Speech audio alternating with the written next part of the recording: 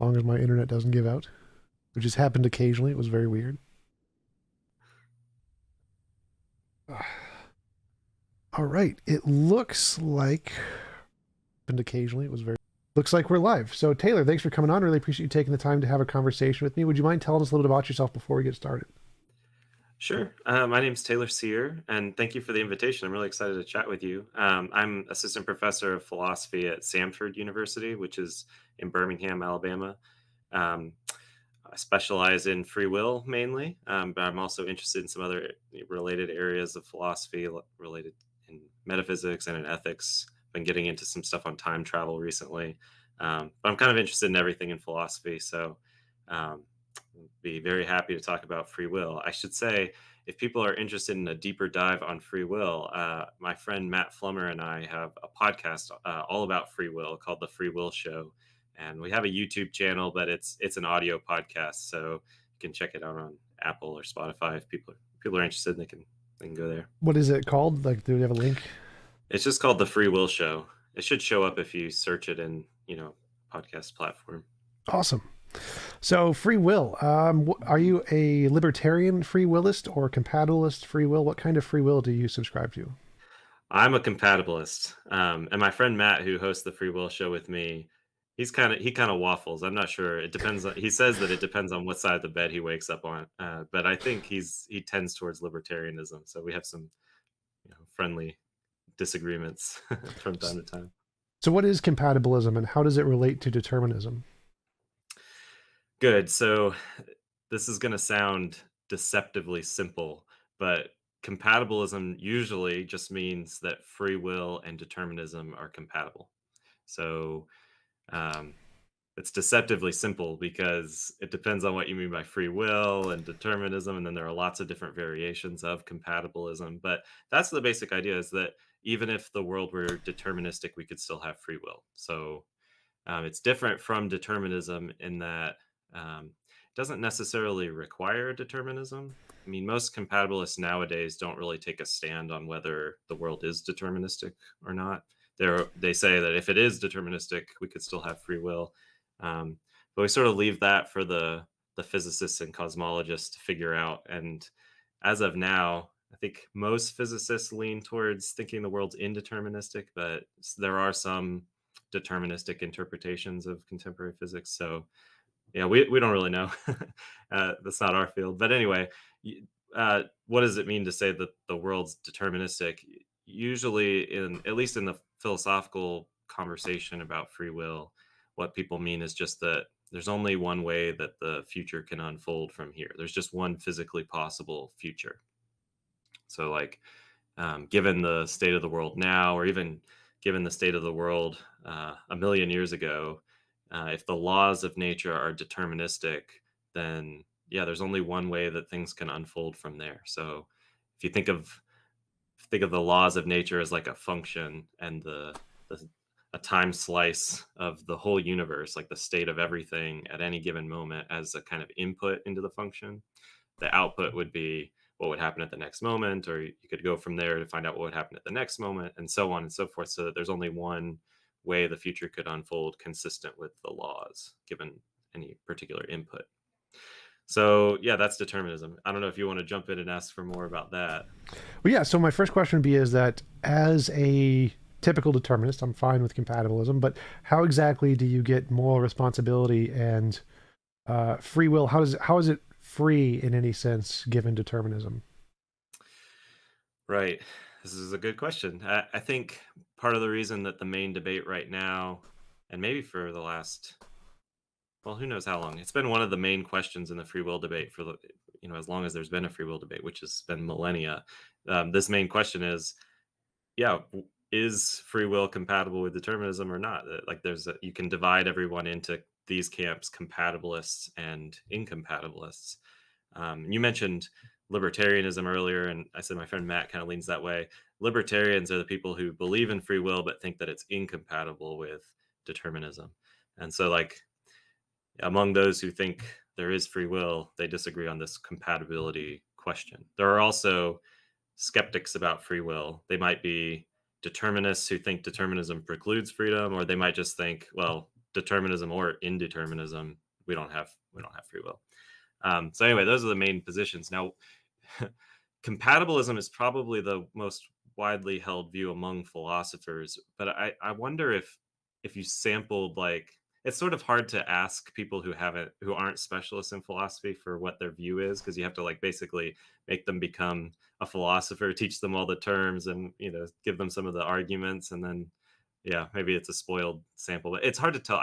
Some people think incompatibilism is a more natural view. It seems like determinism would take away moral agency and free will. So my view is that, well, unless we're given some reason for thinking that determinism would preclude free will, well, why not think they're compatible? You need some good argument for their incompatibility.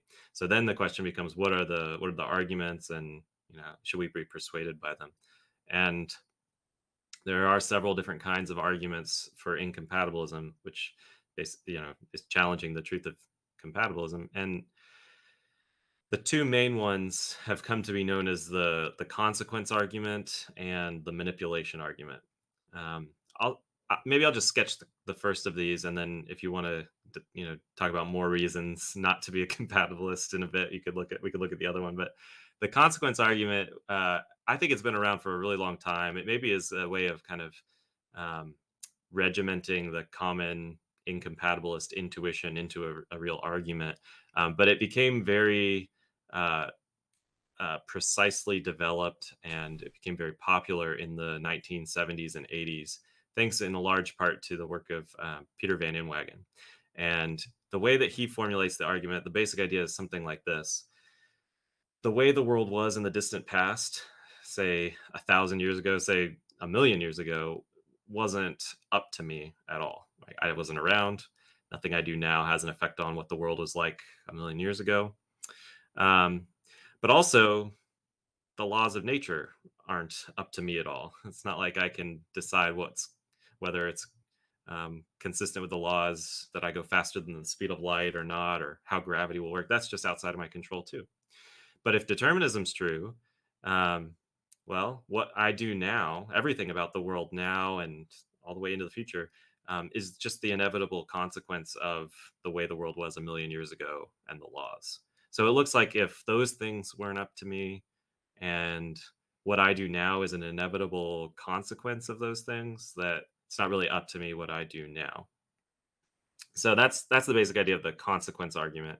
Um, I use this expression, it's being up to me whether I do something, which doesn't mention free will explicitly, but you can tell it's a kind of related idea. If something's not up to me, it doesn't seem like I'm freely doing it. Um, I think the best way to respond to this argument, and this is one of those places where compatibilists can disagree. We have a bunch of different positions, um, and different responses to this kind of argument. But I tend to think this argument is good, um, at showing that a certain kind of freedom, we might call it leeway freedom. That's a term that philosophers sometimes use, or like the freedom to do otherwise than what we actually do, maybe like the ability to do otherwise or alternative possibilities.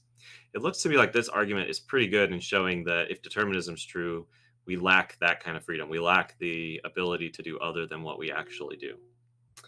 So you might think, oh, wait a second. I thought you said you were a compatibilist. Don't you think freedom and determinism are compatible? Well, in a sense, I am a kind of incompatibilist, because I think this argument can show that certain kind of freedom is incompatible with determinism. But what I care about, what you asked about, is moral agency. There's different ways of taking that, but one way that's relevant here is like being the source of your action, such that you can rightly be praised or blamed for what you do. Like, um, you're really accountable for what you do, morally responsible for it. And one way of using the term free will is just to refer to whatever kind of control we would need to have over our behavior to be morally responsible for it. And I think that you can have that kind of freedom even without the leeway freedom or the ability to do otherwise. How so? So What is that kind of freedom exactly?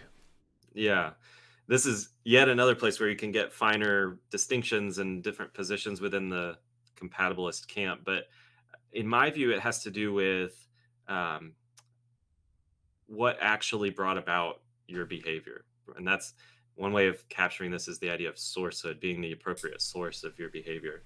Um, what does that mean? Well, here is a case, a thought experiment due to philosopher Harry Frankfurt. These kinds of cases have come to be called Frankfurt style cases that make it seem like you could be responsible for what you do. You could be the source of your behavior, even without leeway freedom, even without the ability to do otherwise. Okay, so imagine that you're about to vote in an election and you haven't quite made up your mind which of two candidates to vote for, and you're on your way to the voting booth. Let's say maybe you're even in the voting booth and you're making a last minute decision about which candidate to vote for. Unbeknownst to you, last night while you were sleeping, you were not aware of this at all.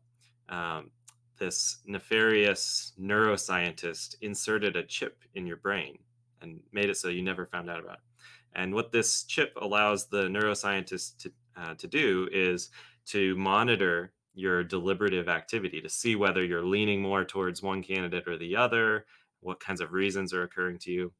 It's creepy, but imagine that this is what the neuroscientist has done. And suppose also that the neuroscientist is able to activate this chip in your brain to override your decision making abilities, to force you to decide to vote one way or the other. So suppose there's two candidates, A and B. You're leaning towards candidate A, and it turns out that that's what the neuroscientist wants you to do, is to decide and then vote for candidate A. And so the neuroscientist is watching.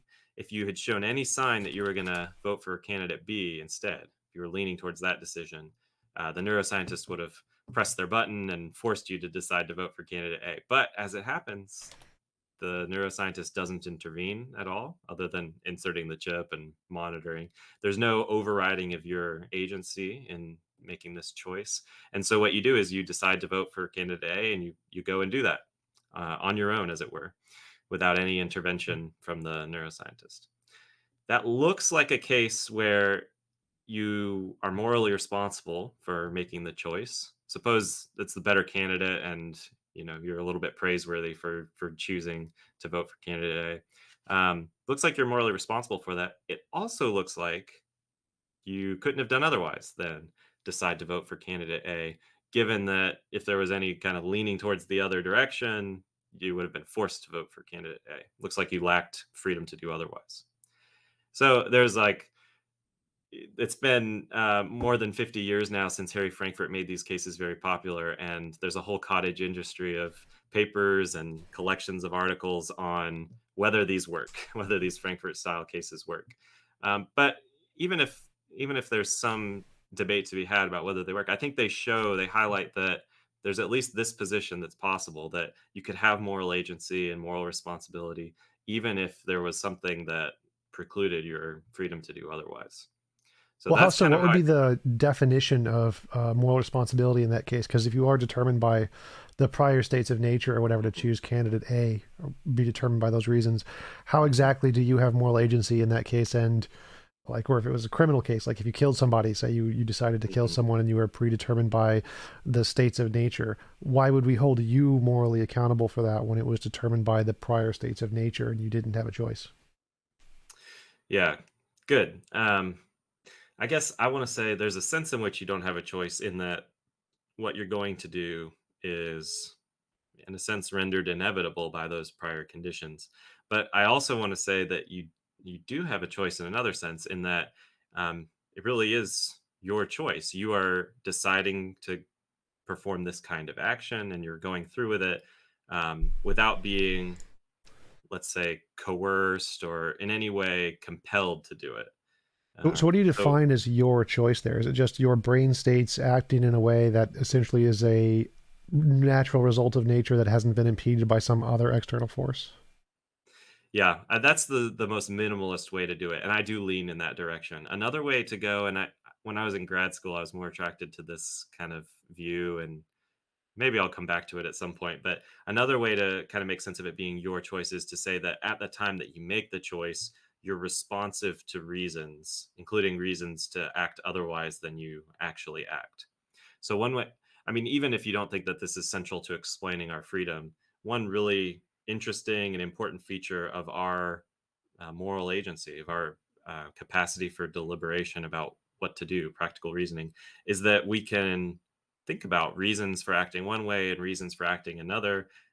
We can think about those, and then we can translate those reasons for acting into robust actions. So when I decided to, make coffee this morning rather than skip coffee or do something else instead, right? I was sensitive to the fact that by making coffee, I could, enjoy one of my favorite beverages, that I could get the caffeine.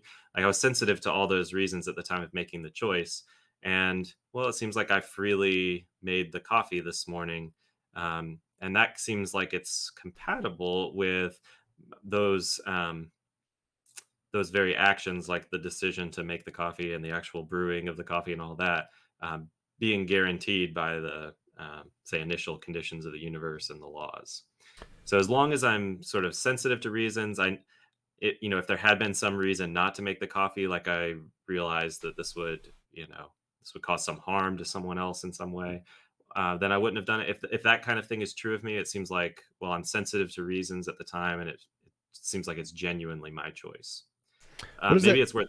Yeah, what does go that ahead. mean to be sensitive to reason? So like a lion is hungry and it sees a gazelle. Is it sensitive to reasons, or how is that different from humans being sensitive to reasons? Right. Yeah, I don't know enough about what's going on in the brain of the lion, but compare like a human who makes the normal choice, like mine, to brew the coffee, and a human who um, maybe compulsively or as the result of an addiction performs some action, maybe taking some drug. If the addiction is really, really strong, then it might be the case that the person takes a drug, um, and is insensitive to reasons at the time. Like, they take the drug regardless of whether it caused suffering to themselves or others. To be sensitive to reasons is to be able to recognize reasons for and against various courses of action, and then to be able to sort of translate that into action. Right, seeing that something is a good reason not to perform an action, and then not doing it right on the basis of those reasons. Is there a So difference between yeah. addiction and, say, simply desire? So, like a psychopath or sociopath doesn't feel empathy, so they have no desire to be compassionate to another human being, but they can recognize the reasons. Are they any different from the person who's an addict? A very good question. I think that'll depend on your view of motivation, like what's actually motivating behavior, and that in its connection to what we might call reason or rationality, seeing the reasons for and against various courses of action. Um, I guess if it's impossible to go from the step of having a reason, like recognizing the reason for avoiding a certain course of action. If you can't go from that to being motivated by the reason, it looks like that's a case of insensitivity to reasons. So it depends, and I think it's pretty clear that this will come in degrees, and with real life addicts in particular, this is definitely going to come in degrees. Someone could be more or less sensitive to reasons, but in the really extreme case where like the person's going to take the drug even if like they see that it's going to ruin their life or result in someone's death or something like that, and they take it anyway, they just can't help it. That looks like a case where they're not exhibiting reason sensitivity. So, like, one of the things that comes to mind is the studies in neurology that show that people who lose their ability to have emotions also lose their ability to make decisions about math or any kind of determined rationality. Hmm. And so it seems like our ability to be receptive to reasons is determined by our ability to have emotional responses to those reasons in some way. And so that seems no different from essentially the psychopath in that way, in that their emotional response to the action of being empathetic or not, since it's there or not there, is what causes them to be receptive to the reasons. And so, in a similar way, it seems for all of our decisions, our ability to be receptive to the reason is if that reason can affect our emotions in some way. And without emotions, we have no ability to do that at all. So, would that view undermine the definition of free will that you gave, where our receptiveness to reasons is what gives us free will? Yeah, maybe it wouldn't undermine it. It would at least show that it needs to be supplemented. And I think that seems right. Like it seems like you need to have this component where there's the rational or theoretical component, and then there's the component about putting that into action. Maybe it has to do with desire or motivation. Um, but yeah, I think you're latching on to the basic idea that these people who appeal to reason sensitivity are after, which is just that, like, yeah, it really matters um, for determining whether it's your choice, um, whether you could have understood reasons to do otherwise at that time, and whether you could have been motivated to act otherwise.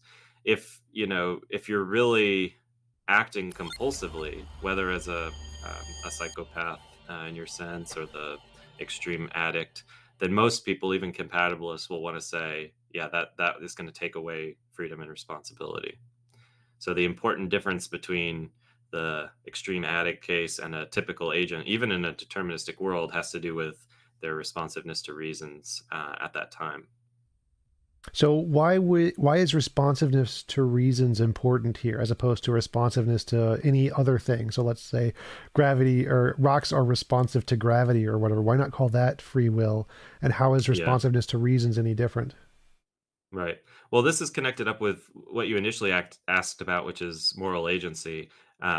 It's been pretty common especially in the history of moral philosophy, to say what's special about um, uh, maybe human agents, or at least rational human agents, is their capacity for practical reason, and so sensitivity to reasons and guiding our conduct in accordance with our reasons.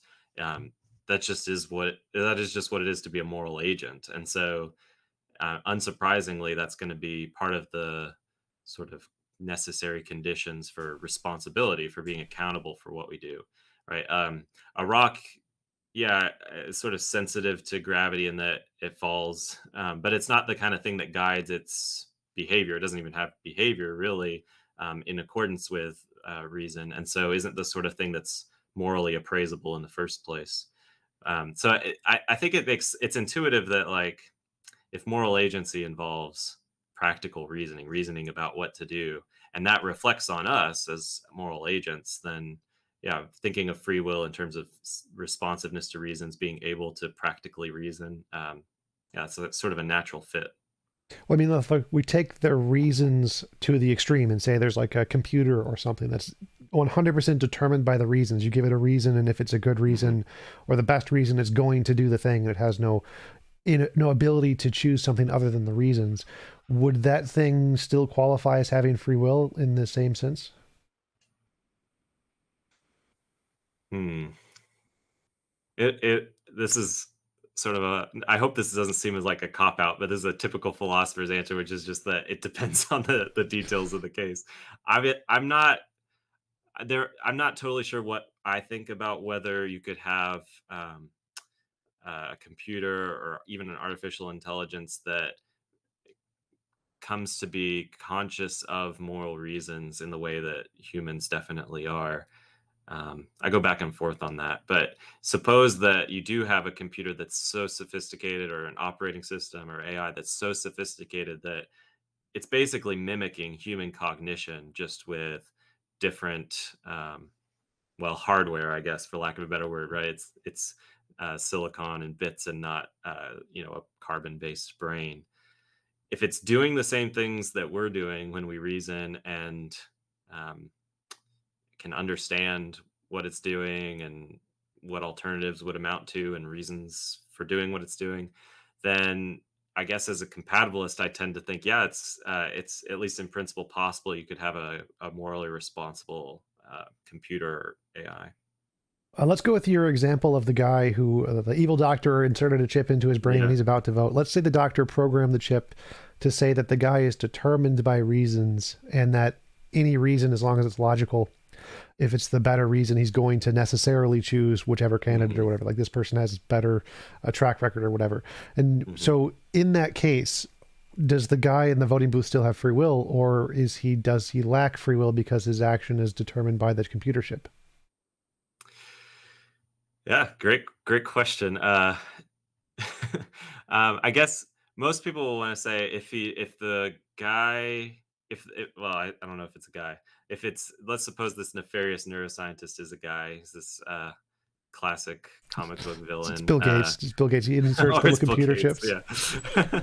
yeah. Okay, so yeah, if he's like, if he's inserting a chip that uh, programs the victim to reason in a way they wouldn't have reasoned otherwise, if the reason that they act as they do is because they couldn't have done otherwise, thanks to this, this chip that changed the way they would have acted. Most of us, myself included, will want to say that person's not, at least not fully morally responsible. So the difference in the from that between that case and the original case is, in the original case, even though the chip was inserted and yeah, that was probably wrong for a lot of different reasons, the chip never interrupted the person's uh, it didn't sort of bypass their capacities to deliberate or reason about what to do, and it didn't like make them reason differently or anything like that.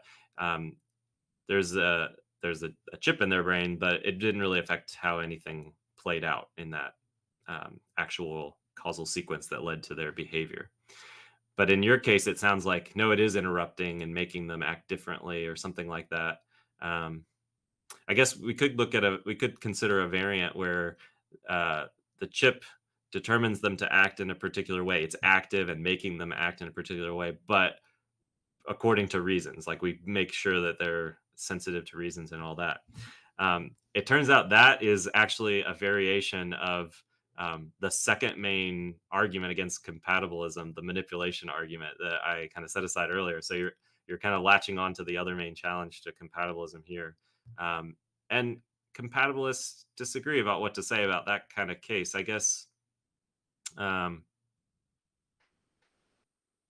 some think if you're manipulated or somehow set up to act in a particular way by another agent, that's enough to take away freedom and responsibility.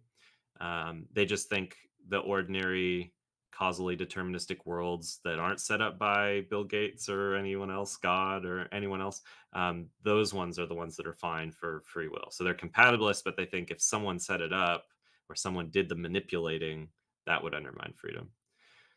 Some of us think, I tend more to be in this latter camp, think that as long as the victim um, satisfies certain conditions, right? The typical conditions for acting freely, being morally responsible. It doesn't matter whether the um, whether their capacities, whatever it is that satisfies those conditions for freedom. It doesn't matter whether they were implanted, set up by someone else, or anything like that. It just matters whether they have those capacities at the time. What So are we're, those we're tend conditions? Well, again, it depends on the view. One is the reasons responsiveness stuff that we were just talking about, so sensitivity to reasons. Maybe I should just mention one of the main alternatives that actually Harry Frankfurt himself has defended is that it's not so much sensitivity reasons, but it's that you're doing what you want to be doing at a sort of higher order level. So there's a kind of mesh between what you desire to do and what you desire to do. And as long as you're doing what you really want to do in this sense that you're identifying with the springs of your action, then you count as doing it freely. So that's an even easier thing for a Bill Gates type figure to insert into someone's brain to make them want to do the thing that they end up doing. Um, but on some compatibilist views, like Frankfurt's, that's totally fine. Manipulation is not really a problem because it doesn't really take away freedom. So, like in the case of, I create a person, essentially like a god or whatever, instead of a robot. If I create a person and I give them the desire to worship me and to obey everything I want them to do they have free will? Yeah, on this view, yes, and even on the reasons responsive view, if you sort of set them up from the get-go to develop into a reasons responsive agent, and you just knew that by putting them in these conditions with this kind of starting environment or whatever, um, they'll develop into this agent who sees reasons for worship, then yeah, It kind of reminds me of Mary Shelley's Frankenstein. 'Cause you kind of get some of this in um, you know, the monster's response to having been created by the doctor. Like, you should have maybe thought about how you created me, given that you're making me this conscious being. Maybe you had certain obligations to me. It sounds like that's some of what's going on in the background. In the debate about the manipulation argument that's really taken off in the last 20 years or so in the philosophy of free will, one of the main cases involves a goddess, Diana, who wants some event to happen 30 years down the line. And so the way that she decides to bring it about is by creating this zygote and implanting it in a person, Mary. And Diana knows that by creating the zygote in exactly this way, implanting it in Mary, the zygote will develop into Ernie, this ordinary human agent who 30 years later will perform the action that will bring about the event that she wants. Um, the person who introduced that, the philosopher Al Mealy, thinks this is a pretty tough challenge for compatibilism. He's officially agnostic about whether he thinks he's a compatibilist or a libertarian. And it's this kind of case that worries him. Like, it seems like compatibilists have to say that Ernie is free and doing the thing that he was set up to do. But it really seems like he's not free. He's really Diana's tool or something like this, something that takes away his freedom. Um, Yeah, yeah, so, I agree. I don't yeah. see a substantive difference between essentially programming a robot to knock over a table cup and programming a robot to want to knock over a table cup and then it doing it. I don't Mhm. see any difference between those two as it's just an extra domino essentially in the step. Like why would adding an extra domino be called free will? If it's one domino or two dominoes, they're still dominoes. Mhm. Yeah. I guess, yeah, putting it that way, like, it can really seem like it just seems like you're, uh, yeah, making a more sophisticated chain of dominoes or something like that, and um, not it's like a difference in quantity of steps rather than something that's qualitatively different that could give rise to free will and robust control and all that. But I guess I'm of the view that, and we can see this by comparing certain human agents. I just think freedom and responsibility are the sorts of things that emerge when agents like us develop certain capacities for deliberation about what we do and sensitivity to reasons and all that. So, like, I have a couple of young kids, and I'm skeptical whether either of them's really free or responsible yet. But my older one's like on his way, and he can start to see reasons for and against certain actions. This is where you say he's 30, right? That's right. His name's Ernie. My name's Diana. No.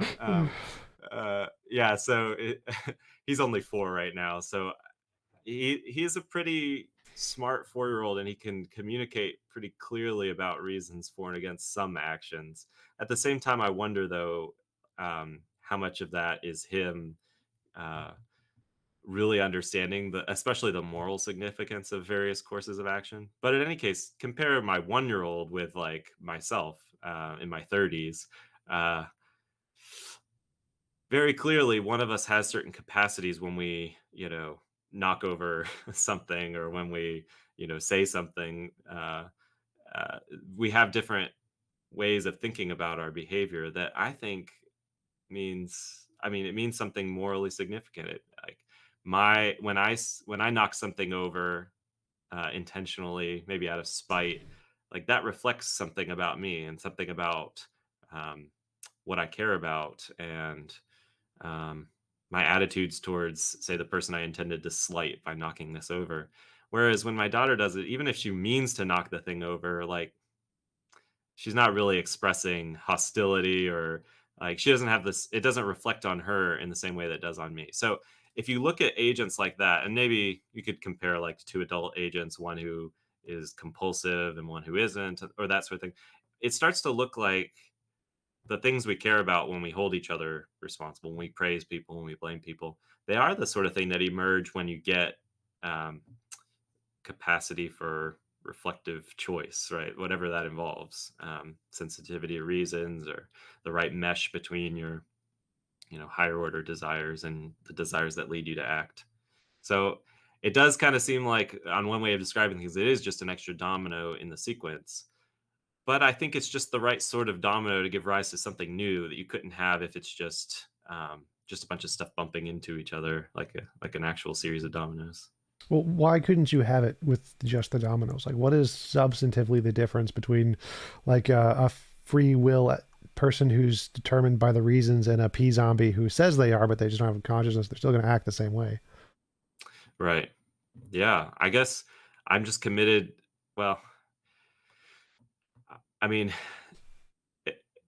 if you know that the person is yeah, P zombie, someone they're not really conscious, they're not even though it looks like they're thinking about what to do and acting in accordance with their reasons, even though it looks for all the world like that, if you grant and you know this that they're not doing those things, like, it's hard to not think of them as just a rock or something that isn't really making choices, even though they're acting as if they are making choices.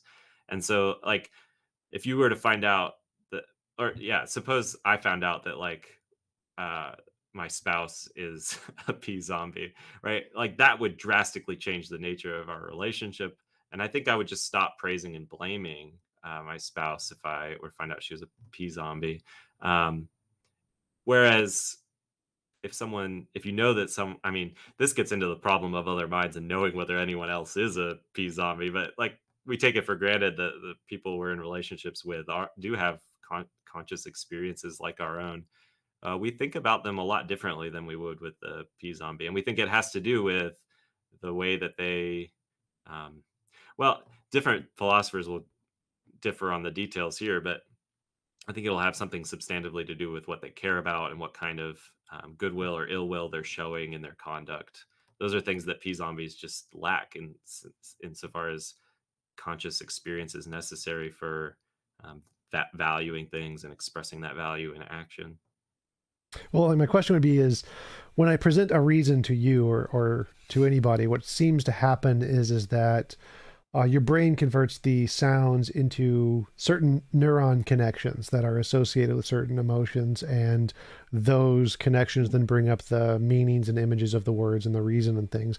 But it seems like even without the conscious recognition of what the words mean, the subconscious mind still does all the processing and all the emotional stuff, and so it can still be responsive to the reasons without having any consciousness at all. So you can have a P zombie who, when you present a reason to them, their brain is determined to fire in such a way that they're responsive to that reason. Like if you said, this candidate will save you more money or whatever, even though they don't have any conscious recognition of that reason, their subconscious brain still fires in such a way that it will determine them to act on that reason. So would they still have free will in that case?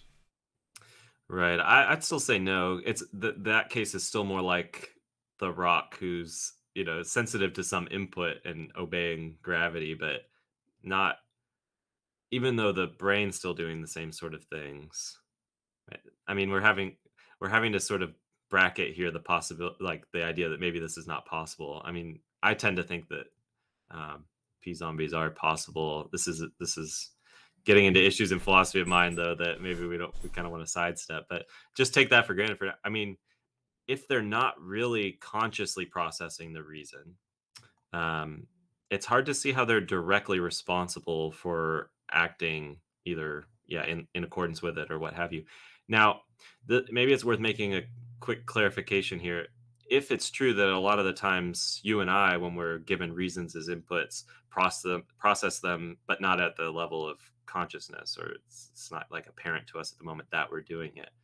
Um, you might think, well, we're not responsible, just like I said, the P zombie isn't, but I think it will depend on what we've done in the past. That philosophers sometimes talk about direct freedom and indirect freedom, and I think it's plausible that direct freedom requires kind of conscious recognition of what you're doing and why. What's the difference But between direct and indirect freedom? yeah, indirect freedom would be like you count as doing something freely, but not because you're sort of in control or conscious at that time, but because you were at some earlier time or with respect to some earlier reasons, and that led to the later thing. So I'll come back to the conscious reasons thing in a minute, but a really simple case of indirect freedom would be um, consider someone who freely uh, decides to get drunk and not take, care to give someone their keys or prepare to get an Uber or something like that. They're preparing to drive after they've become very inebriated and they won't have sufficient control of their vehicle. So now imagine this person who's freely taken this risk gets behind the wheel when they're so drunk that they can't respond to stimuli in enough time to avoid hitting a pedestrian. Right? I think a lot of people would want to say they're not in control of their vehicle at that later time. They don't freely um, hit the pedestrian at that time. They don't really want to be doing it. They couldn't have done otherwise, in at least one sense of that term, because of their drunken state. But it also seems plausible that if they freely took that risk, that they're at least indirectly responsible and maybe indirectly free in driving the car and hitting the pedestrian. We can hold them accountable for that, given the earlier action that they did directly freely, namely getting drunk and taking the risk. So it's harder to see exactly how that'll apply in the case of uh, conscious reasoning. But like, suppose that I have formed the habit of maybe given the value of my relationship with my kids, of like, spending time with my kid when that's an opportunity. It might be that I'm given an opportunity and so a reason to spend some time with my kids, and then I don't consciously deliberate about whether to do it. It just sort of happens at the level of the subconscious or something like this. As long as I freely made that way of thinking about things and that formed that value, as long as I did all of that freely, then maybe even when I'm um, not at the level of consciousness, but kind of subconsciously processing reasons, I could still count as indirectly free. And that would never apply to the P zombie, because there wouldn't be any earlier stuff that they did consciously and freely. Well, yeah, that's the question though. Is the question is talking about the initial free choice. If that initial free choice is simply caused by subconscious desires, then you would no longer classify as having free will in that case, right? Yeah, that's right. Actually, this is something that gripped my attention early in grad school, and I've been working on ever since. It seems like we can learn a lot about free will by looking at how it develops, and like those first free actions, if there are any first free actions that we perform. Because yeah, if you're, especially if you're, tempted to compatibilism, right? You think that we began to exist, and at some point we started performing free actions. Where did that come from? Especially if it was like, yeah, at every moment it was settled by the moment before it and the laws that you would make that choice. Um, yeah, so it's a really big issue, like how free will gets off the ground. I will mention, I think this is a problem for anyone who thinks that we're free and responsible, because even if you're an incompatibilist who thinks we have free will, so a libertarian, like you think there is a first free action, right? The only difference is you might require that when we perform our first free actions, we weren't determined. Maybe you think that's we could have done otherwise, or like to be the source of our actions at that time, it had to be um, indeterministically brought about or caused. Um, Still, the kinds of reasons that occur to you, um, what your values are, supposing this happens sometime during childhood, right? All of that stuff is outside of your control and given to you. So it looks like you still have a lot of the same issues that the challenges as the compatibilist has. I'm still trying to work out the details of my solution to this, but the proposal that I've sketched is it relies heavily on the idea that freedom and responsibility come in degrees, and I think this actually makes it less extreme to say that we are responsible even in childhood for some first free action. So what do I mean by degrees? I think it's very clear that we sometimes blame people to different degrees. Right? Like think of like two people who perform similar actions, but one was under a lot of stress, or um, they're feeling extra pressure that the other one wasn't. We might blame one of those agents more than another. Um, it's not implausible, I think, that it's not just that we in fact do blame people to different degrees, but that people are genuinely worthy of blame to different degrees, depending on how much control they had over their action or how much they were aware of the significance of what they were doing.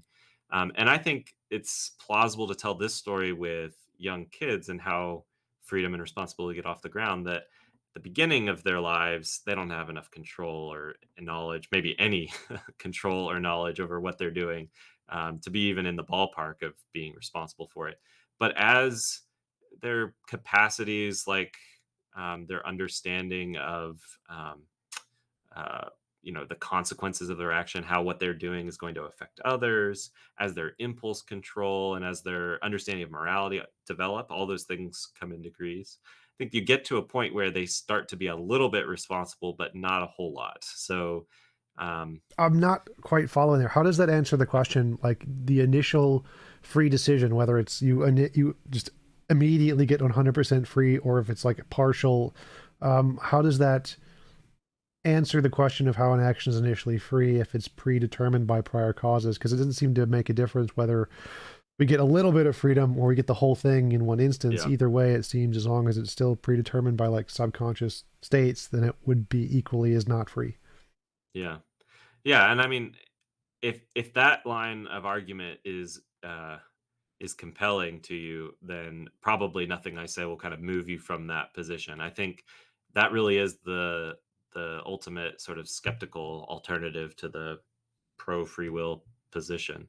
I guess the reason I think that degrees helps here, though, is it can seem pretty extreme. Like it might even seem like you're biting a theoretical bullet to say at 4 years old, you're not free or responsible at all. At 5, or even at 9, or even at 18, you all of a sudden go from not responsible at all to, you're liable to all the same blame and punishment as any other adult. Like, it seems weird that responsibility would just pop into existence like that along that continuum. But if you think it comes in degrees, and so you can be, blameworthy or praiseworthy to a very small degree, it seems like not so much a bullet to bite to say, once you have certain capacities that are relevant to moral agency, even in this small, early stages, like you start to have some impulse control, you start to understand morality. I think it's not so implausible that it is the sort of thing that emerges once those capacities are there in a small degree. So it's a way of sort of explaining why it's not such a bullet to bite to say we go from not responsible to responsible. It's a very slight thing. It's not a jumping into the deep end sort of thing. But I do take your point. Like if you think no, to have responsibility at all, like even in a small degree, come into existence, you've got to have control over what's bringing about those actions. And so determinism precludes freedom and responsibility. Then this won't fully satisfy you, Well, I wasn't guess. that your argument earlier? Was that it doesn't matter if your secondary decision was a result of prior free decisions, because as long as you made the prior free decisions, those future determined ones are still technically free in some sense. But if we take that to the case of the initial free decision, even if it's in a degree, if that initial free decision wasn't a result of some prior free decision and was a result Hmm. of some determined decision, wouldn't, by your definition, mean that wasn't free? Oh, I see. Yeah, you're right. If I think that for all of our actions, they're only free indirectly, then I'd have a problem. I need some direct free actions for responsibility to get off the ground. Um, so yeah, this is a good clarification. I don't think that all of our actions are merely indirectly free. I do think we are directly free, and not just even early in our lives, but throughout our lives. The point about indirect freedom was there can be times, even when we're full grown adults, where we do something freely, but only in virtue of earlier free, directly free actions. So I just think that can happen, but I think maybe even my decision to make coffee this morning was directly free. It didn't trace back to anything earlier. Um, so yeah, it is really important that that the view explain how actions can count as directly free, and part of explaining how responsibility gets off the ground in childhood.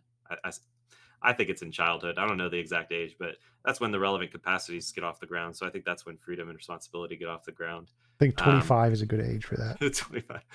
Yeah, definitely by 25. I had made a lot of big life decisions by 25, so I'd be a lot less free than I thought if that's the cutoff. But yeah.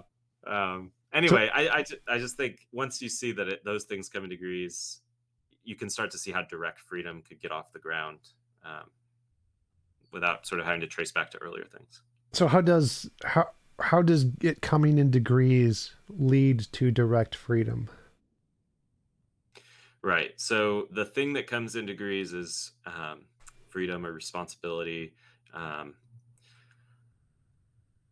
um, because the sort of capacity is relevant to being in control of our actions such that we're responsible for them, because those things come in degrees. It seems like a natural view that the degree to which you had control over your action, or the degree to which you understood what you were doing, the significance of your action, sort of directly corresponds to how morally responsible you are for it. Now, that's just what I mean by direct freedom and responsibility is being free and responsible to any degree for that action and not in virtue of something earlier. Indirect freedom is when you didn't have control or you didn't have the right kind of knowledge of what you were doing, and yet you still count as free, but only because of something earlier that you did. So the conditions on freedom and responsibility at a time are the conditions for direct freedom.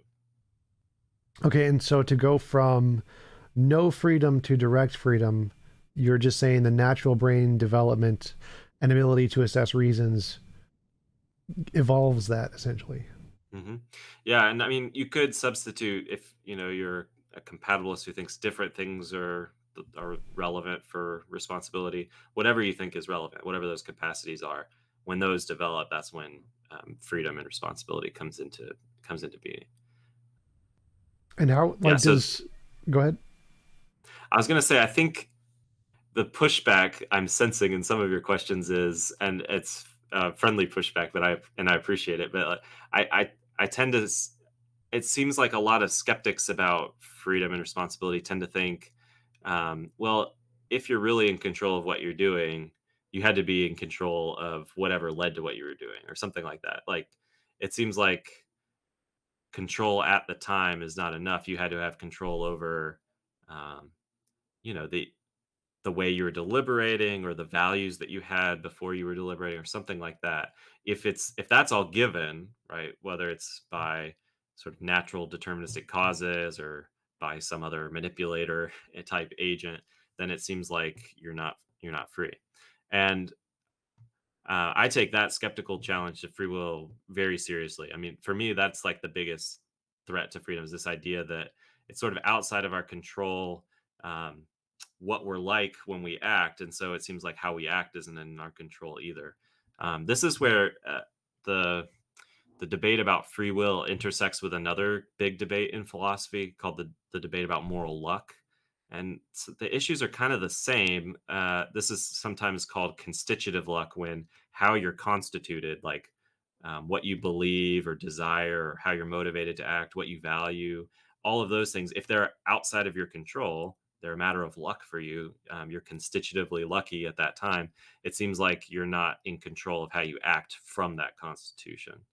And that's, I think, a big challenge. I mean, I've written a couple papers on this, and I spent a bunch of my dissertation kind of grappling with this skeptical challenge to free will. At the end of the day, I just think this is really at the end of it. I'm zooming out quite a bit, but like, when you're looking at the skeptical position and a pro free will position, or even just compatibilism in particular, I think you can't just look at one issue. You've got to look at how these two competing models explain or don't explain all the things that we care about, a view of free will or lack of free will explaining.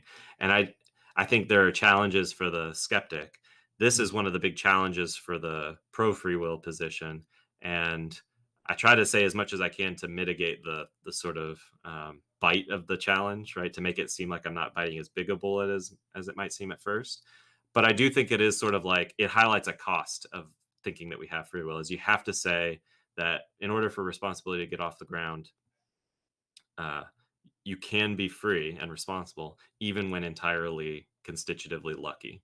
And if that's just like, if that's too far and you're okay with saying, yeah, no one's ever praiseworthy or blameworthy, or anything that depends on that is out the window too, and that seems better, then I can see why you'd have that view. I just think in terms of total costs and benefits, This one gets outweighed. This cost, the rest of the compatibilist explanatory power can make it so that this isn't such a bad thing. You mentioned that there were challenges towards the skeptic's view. What would be some of those? Well, this is where it'll depend on some of your other kind of broader philosophical and, in some cases, theological, religious commitments. You know, if you're in a religious tradition where God holds you accountable for how you act, you're probably going to think we are accountable. God's not just blaming us when we're not blameworthy and that sort of thing, or praising us when we're not really praiseworthy. Unless you're a Um, Calvinist, then it's fine. Everything's determined by well, even God. if you're the Calvinist, you got to think that people are really blameworthy, deserve to be damned, and that sort of thing. So, uh, yeah, there could be those broader reasons to favor a pro free will position. For one that's not theological or that doesn't depend on any particular religious commitments, I do think it would require quite a revision to our ordinary way of interacting with each other if we were to think people aren't really ever deserving of praise and blame. This might vary from person to person to some extent, but like the feeling of resentment when someone that you're close to wrongs you, even just feeling angry about what they do, um, feeling of indignation when a political leader says something horrible or makes a bad choice, or you name it. Anytime that you get upset and blame someone for what you take to be acting wrongly, right? It looks like there's something that's gone wrong if they didn't ever really deserve blame for what they did. Um, you might think the appropriate emotion, if they're not really blameworthy, is not going to be resentment or indignation, but a kind of regret or sadness, like wishing that that hadn't happened, but not a sort of an attitude towards them that says like, oh, they should have known better, they should have acted differently. If you think it wasn't really up to them, you have to think, well, it's unfortunate, but that's just the way that they are, or the way their circumstances were. Um, and I'm I do think there probably are people who already are more inclined to think of their relationships that way, or to think about, criticizing, third parties, like, criticizing a politician or something like that in exactly those ways. But I do think it's pretty common, maybe it's way more common than not, to engage in these, as they're sometimes called, reactive attitudes, these attitudes of praise and blame that presuppose that people really are responsible for what they do. So I don't know how much to really kind of how much weight to give to this point, but I do think here's one potential cost for the skeptic is that insofar as we're committed to practices, our relationships depend on practices that presuppose that the people we interact with are praiseworthy and blameworthy. Giving that up would be a cost. So, from my perspective, it seems like there's the argument Sam Harris makes that if we could give everyone a pill and make them no longer murderers or whatever, then Hmm. there'd no longer be a justification for seeing them as blameworthy. Like they were under some neurological condition that made them a murderer. And Mm. once we gave them the pill, they're no longer a murderer. Um, if that seemed to be the case, if we could actually do that, where we could simply just change a brain state and solve any desire to commit a crime, wouldn't that indicate that the correct way to view the situation is, that I'm sad that that happened. I'm sad that they had that brain state, but it wasn't really their choice. And this seems like something that's going to be a possible in the future where we can't just change a brain state and be like, okay, you no longer have the desire for murder. Wouldn't that undermine the position that this argument proposes, that we have this loss and really that's just the way we should be viewing it because it seems empirically that's the way it is? Oh, I think you lost connection.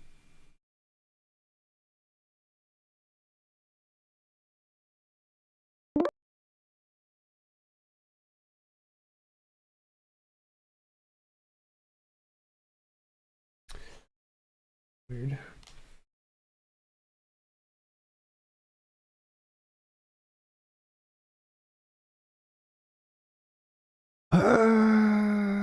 Reverse the page. Reverse the page.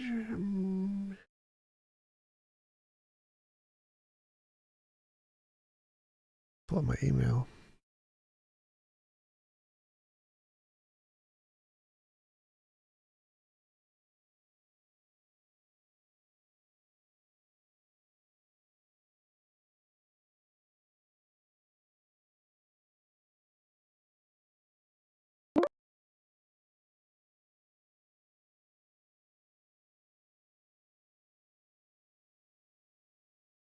Mm.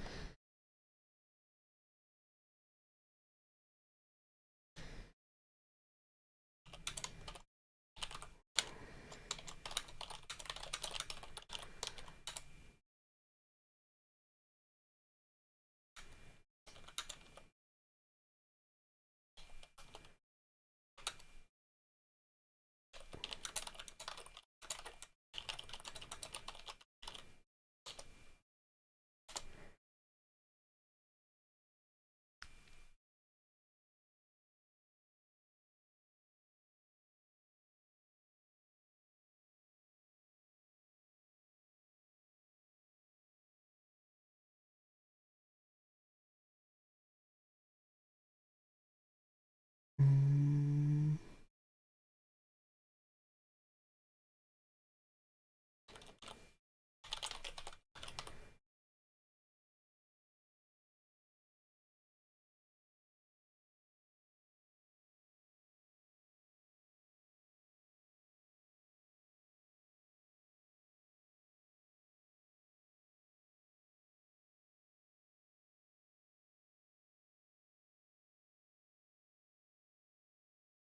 Mm.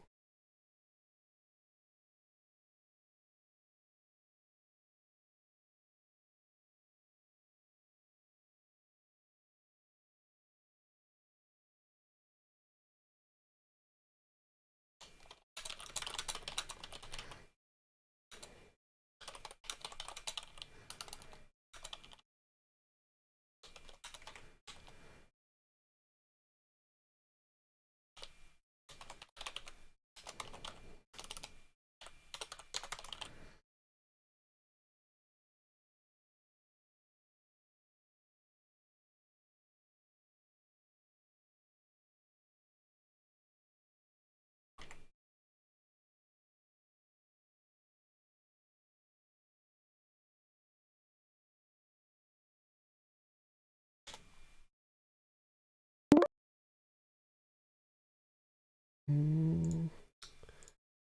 Let it. Oh, there we go. That worked. I'm going to refresh the page.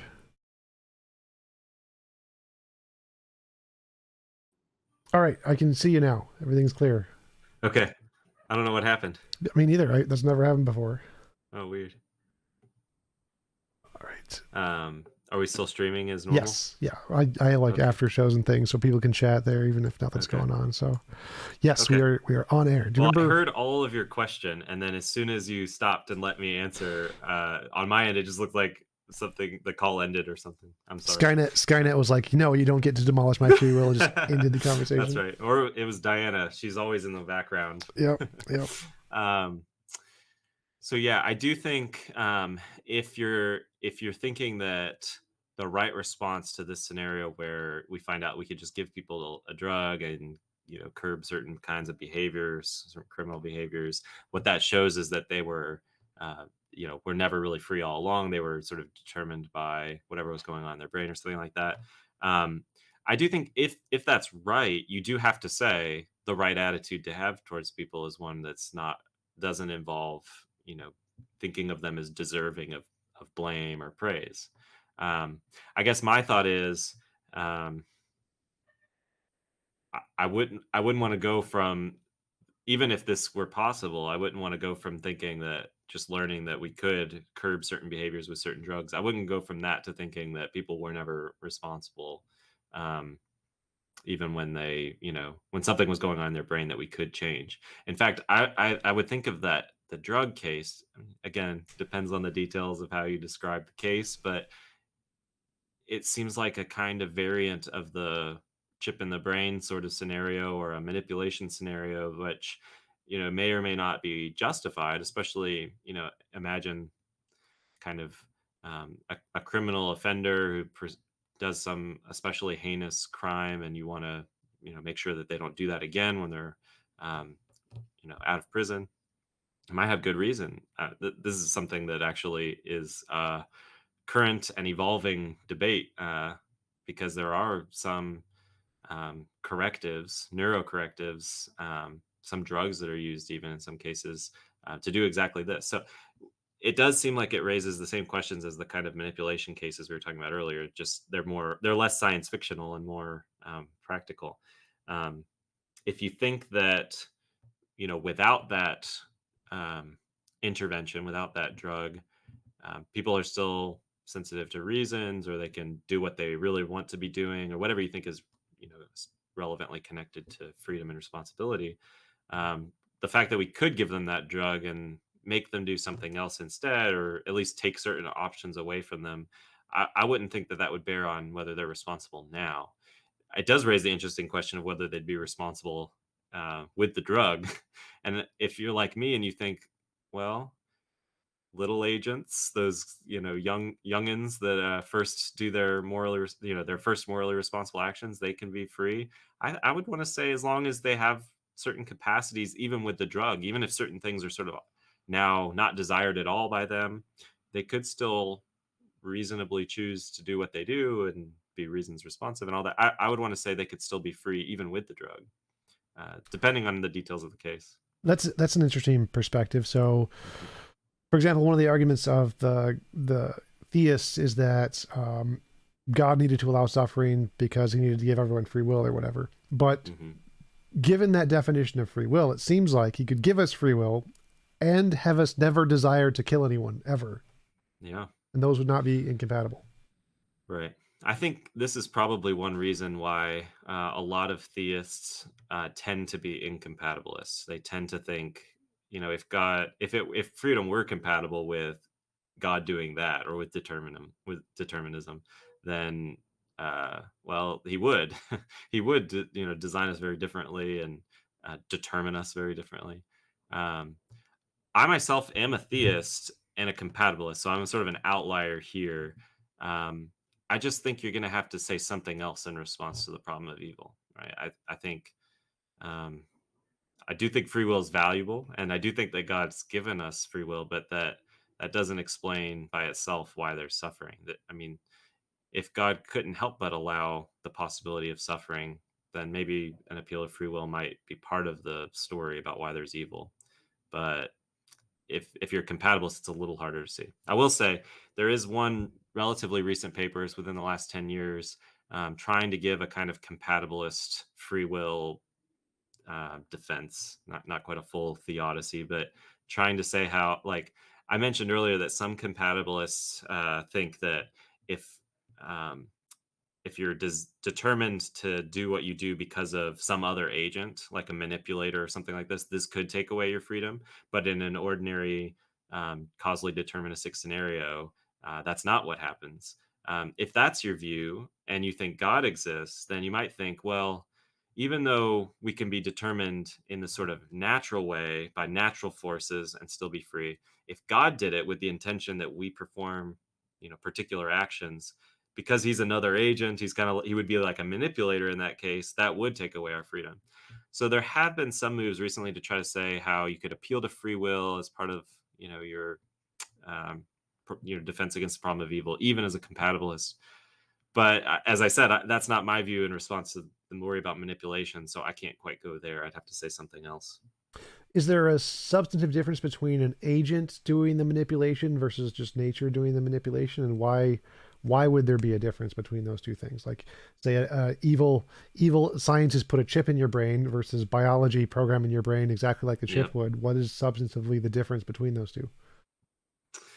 Um, on my view, none. There is no substantive difference. But on these compatibilists who think manipulation undermines freedom and responsibility, on their view, there has to be some difference.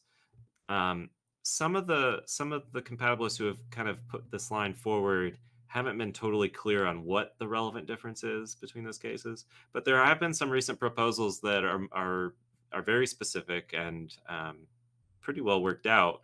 One that I'm thinking of is by Oshin Deary and Eddie Namias. If people are really interested in a deep dive here, you can go check out this paper. I think it's from 2017.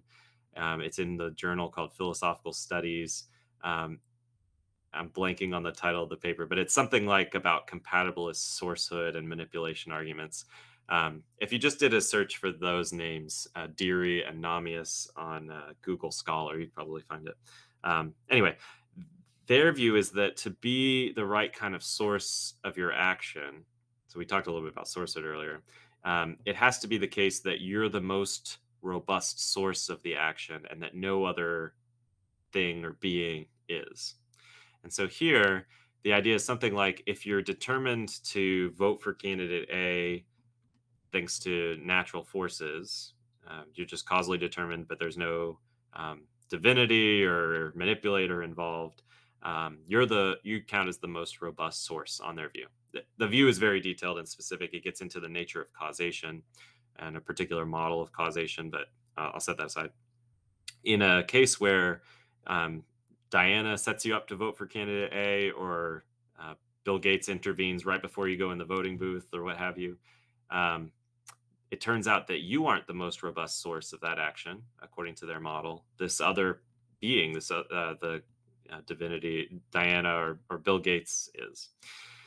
So there, the relevant difference is supposed to be that you're only the most robust source of your action when someone else isn't making you do it. But when someone else is making you do it, they're the one who's the most robust source. Why isn't nature considered a robust source?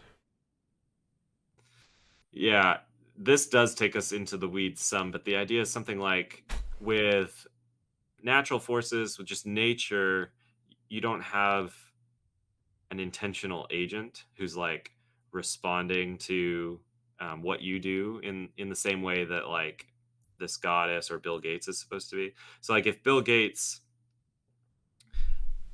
it gets very complicated actually, but you have to look at various counterfactual scenarios, these like alternative ways things could happen but don't in fact happen. And on if I'm determined by natural forces to vote for candidate A, um, it might be that in like some nearby but non-actual possible worlds, these counterfactual scenarios, I don't vote for candidate A. Maybe I just think differently about it or something like this. But nothing in those scenarios would, because we're just talking about nature, nothing would sort of intervene to make me go ahead and vote for candidate A. But if it's Diana or Bill Gates, you have this intentional agent who's going to make sure that you do the thing they want you to do. And so in all these sort of nearby but counterfactual possible scenarios, you're still doing the thing in question, but because of their activity. So um, I don't see the difference there. Like, because if yeah, there's a possible world where you would choose a different thing because the law would change your action, then there should also be a possible world where Diana has different desires, and so she would make you choose a different action. So I see there'd be like a one-to-one correlation in possible worlds of nature determining you to do things and different possible Dianas determining you to do things. yeah. I mean, I guess if you're right and there is that kind of one-to-one correlation, that would be a problem for the model. But um, the people who propose this kind of idea tend to think if Diana or Bill Gates has this goal and we're holding that fixed, there's nothing kind of parallel to that in the past or the laws, what we're calling nature, that would substantively and like in a wide range of these counterfactual scenarios impact what you do. Um, Let me just say this that gets really into the weeds, and I am working on something on this right now. I'm not convinced. I think uh, your Skepticism. skepticism that there's going to be a relevant difference between the natural force case and an agent. Um, so there are people who think that way, and like I said, there's that one paper. Oh, I didn't mention the title of that one. I think it's just called Compatibilism and the Free Will Defense or something like that. It's by a guy named Turner. Um, there are people who try to go that route, but yeah, I'm skeptical that that's ultimately going to work. I Yeah, think because you can always have, yeah. I use the same argument against the fine tuning because it seems like if we look at the constants of nature and claim that they're fine tuned, you can make a one-to-one correlation that God is fine tuned because for every possible universe, there's a possible God who wanted that universe. I don't. So I Interesting. think Yeah. it's similar in the case that for any kind of delineation between a way an agent could be and the universe could be, there must necessarily be a one-to-one because the agent could just want it to be that way, or nature could determine it to be that conscious state or whatever. And so either way, there has to be a one-to-one. I don't see how there couldn't Mm, be. Um, yeah. so what is your view on uh, indeterminacy, randomness affecting conscious decisions, and how does that affect free will? Um, I've given less thought to this, I guess, because I'm a compatibilist. Like the main things I have to tackle are the challenges to believing that free will and determinism are compatible. But I'm not a determinist in that I'm not the kind of person who thinks you have to be determined in order to be free. So I guess I'm at least open in principle to the possibility that um, we do in fact bring about our actions in just the way that libertarians think is required for free will. So I don't think that adding indeterminacy uh, like would undermine freedom and responsibility. I used to think maybe that maybe I we do need determinism. I used to think this problem of randomness or chance or luck is a big problem for libertarianism, but I've backed off on that a bit because I don't want to require determinacy. And I think as long as you've already got a story about how we're responsible, even in a deterministic setting, as long as you can have the same kind of cross temporal explanations of behavior in terms of the agent's reasons, even if like things could have happened differently because it was indeterministic. I think as long as you're doing what you want to do, you're sensitive to reasons and all that, that seems compatible with it in an indeterministic context. So I think you could still be free and responsible. So, like, if one of your decisions was a result of a random quantum fluctuation, and so you weren't receptive to reasons in that case, that would undermine your free will? Yeah, right. And that, I guess, if you thought that like the universe is so chaotic that like and indeterministic such that like yeah, our deliberations don't impact our choices at all. It's just like it looks to us like it does, but it's all really just like, I don't know, roulette wheels in our brains or something.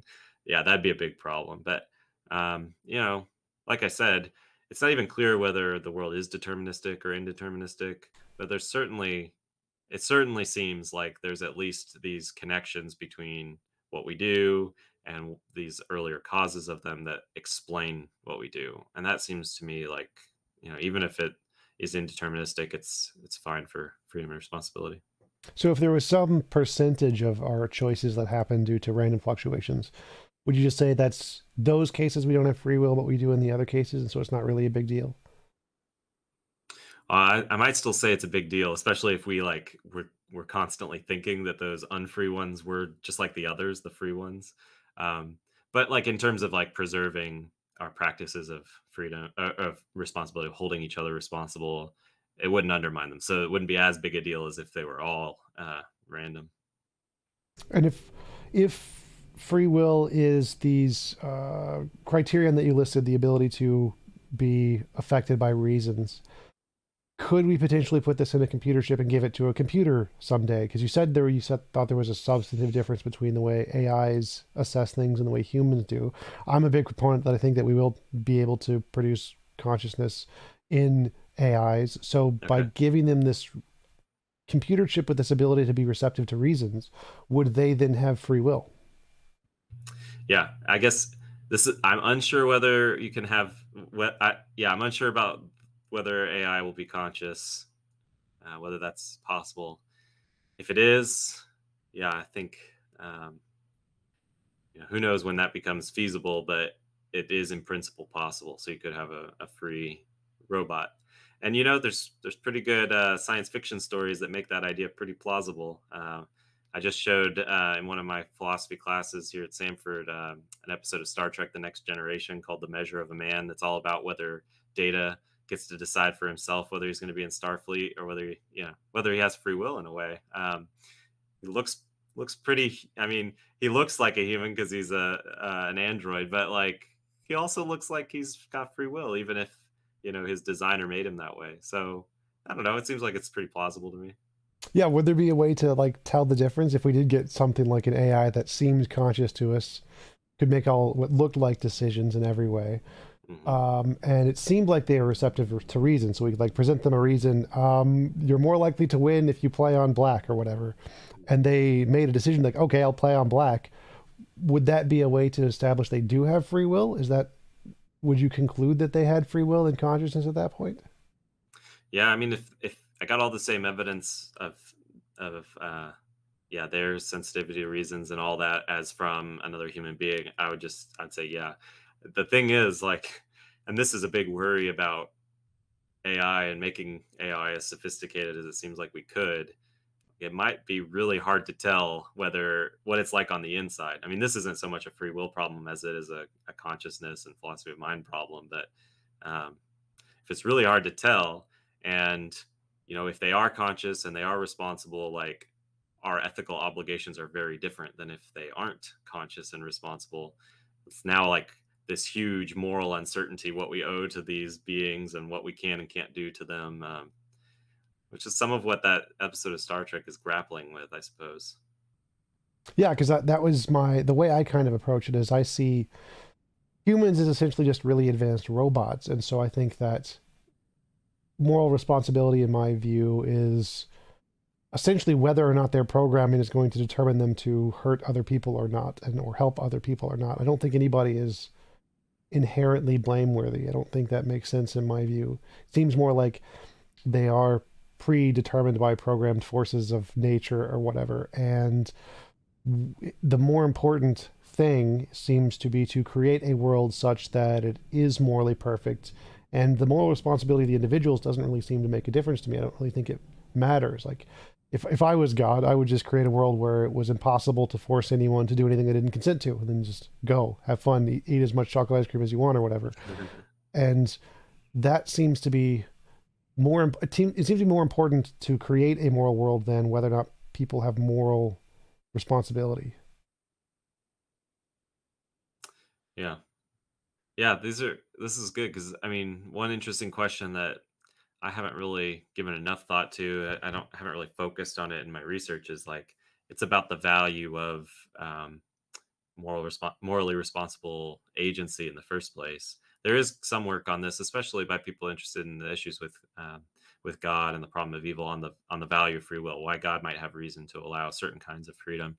Um, but yeah, it can look very attractive to forego certain kinds of freedom for certain, yeah, to avoid certain evils. I think it seems like there's got to be more to the story of if even if free will and moral responsibility are valuable, like it's not the sort of thing that it's valuable to have it even if it's going to lead to just awful, consequences. I guess I'm tempted to that too, but I need to think more about that. What is your view on the libertarian free will? Like, to me, it doesn't seem to make much sense to say that we are like causa sui, we can just make things happen on our own, Hmm. self-caused choices. That I do not, I cannot coherently picture how that can work in my mind. To me, it seems like it must be the case that either you do things for prior reasons or you do things purely deterministic randomness for no reason. And I don't see Yeah. a way to get that libertarian thing there. Yeah. Yeah. Um, well, one thing to say is maybe some of the most widely read libertarians have that more extreme idea of like being the cause of oneself, or, I mean, one even says we're unmoved movers like God. And that seems pretty um, bold, right, for finite creatures to claim for themselves. Um, yeah. I do think that is it's hard to even make sense of what that would mean. Like, I think that there might be an incoherence in the idea of being a self cause, like literally the cause of oneself. That said, there are other libertarians, and like in in the recent literature, they've sort of divided into two camps. There's really three, but like most into two camps. Those who think we can account for agency and free agency in particular in terms of events that involve agents, like an agent's having a reason or having a desire to act in a certain way. Um, as long as that event, the agent's having the reason to act in a particular way, is indeterministically bringing about their action, right? You might have libertarian free will. Um, the other way to go, and this is more of that old school way, is to think of um, the causation that's at play in free action as causation by the agent as a substance, maybe like, you know, an immaterial soul or something like this. That is, you can't explain things in a way that um, reduces to events involving the agent. And one of the big debates between those two types of libertarianism is whether you can really get explanation of action for reasons on one view or the other. It seems like the event causal type of view has an easy time with acting for reasons because it's the having a reason that brings about the action on that kind of causal explanation. For the agent causal view, one of the big puzzles is how do you make sense of acting for a reason if the agent just directly kind of causes the action? It's not the having of the reason that brings it about. So, if people are interested in that, I did interview an event causalist and an agent causalist. My friend Matt and I did on our podcast, The Free Will Show. This was the start of our season 2, and we talked to two of the two big proponents of libertarianism today. Chris Franklin wrote a book, kind of defending the more moderate or modest, I should say, event causal approach, and then Tim O'Connor, who's done a lot of work to defend the agent causal approach. So you can kind of see it, they seem to disagree a lot, and then on certain key things, they actually are closer to one another than you might think. So I don't know. I guess for me, the my take on libertarianism is just it has this requirement that you satisfy the compatibilist conditions on free action, and also this further thing, you can't be determined. And unless there's some reason to think that not being determined somehow enhances the agent's control, or that would make the difference, well, then I think there's no reason to kind of take on that extra commitment of requiring indeterminacy. So again, I think compatibilism is kind of like, to me, it seems like a default position. Unless you're given some reason for thinking freedom and determinism are incompatible, just say, well, for all we know, they are. And if you have responses to arguments for incompatibilism, if you have reasons for thinking that the libertarians' distinctive requirements don't really add anything to freedom, then well, you might as well still be a compatibilist, right? You get a simpler theory. What does adding a soul do to the argument? Because from my perspective, it doesn't seem to make a difference whether we're determined by material stuff or determined by material reasons versus immaterial reasons. So, like, if presenting a Yeah. reason changes my brain state in such a way that it can do something, that doesn't seem to be any different than if you presenting a reason changes my soul stuff in such a way that it makes me some difference. So, why would it have any effect at all to say that there's a soul there?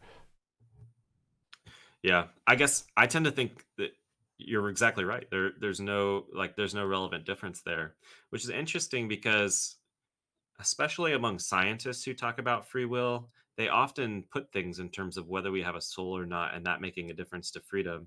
That's hard to see exactly why it would make a difference. I guess for someone who's an agent causal libertarian, like I think Tim O'Connor is, he definitely did a nice job of representing the view on our podcast. But uh, it's not so much that it's not so much that you need the soul to get freedom. It's that, well, the best way of accounting for acting in the first place, and so free acting too, is by explaining the action as the consequence of the agent's activity and not just some events. So this gets into some broader kind of meta philosophical issues about, maybe not meta philosophical, but like in terms of your broader philosophical commitments, are you more of a substance causationist in general or an event causationist in general? I think the field has been pretty dominated since David Hume by thinking of things in terms of event causation, but that wasn't the majority view for millennia before that, and some people today are trying to revive a kind of Aristotelian alternative that involves substances.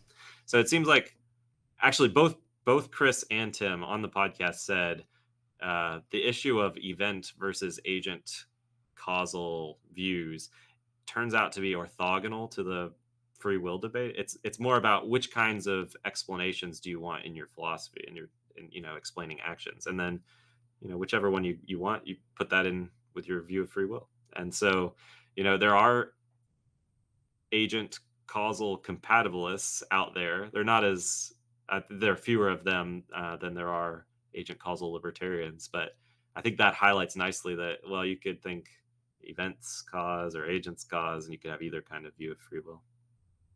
Awesome. So we've been going for about an hour and a half. Do you want to give a shout out to your podcast again so people can find that?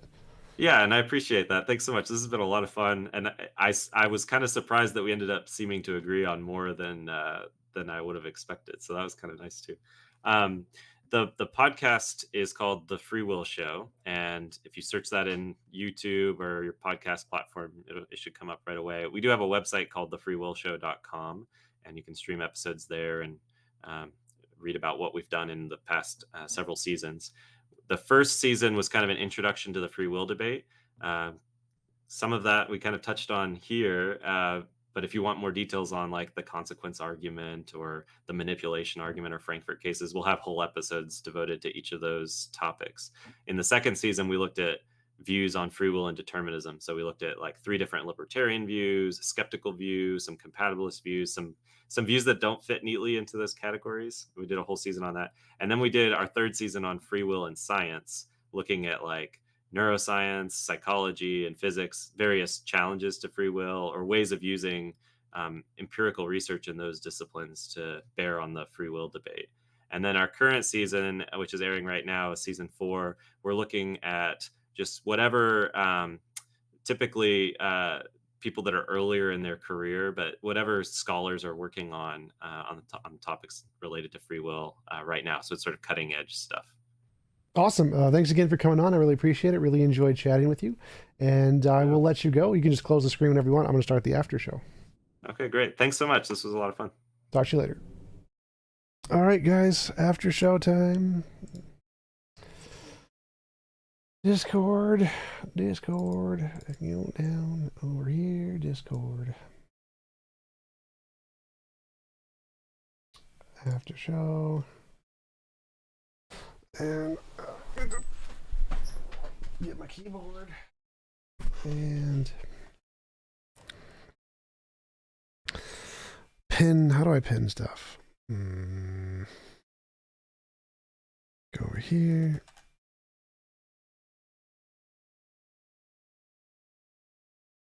https://semicolon. I believe that is correct.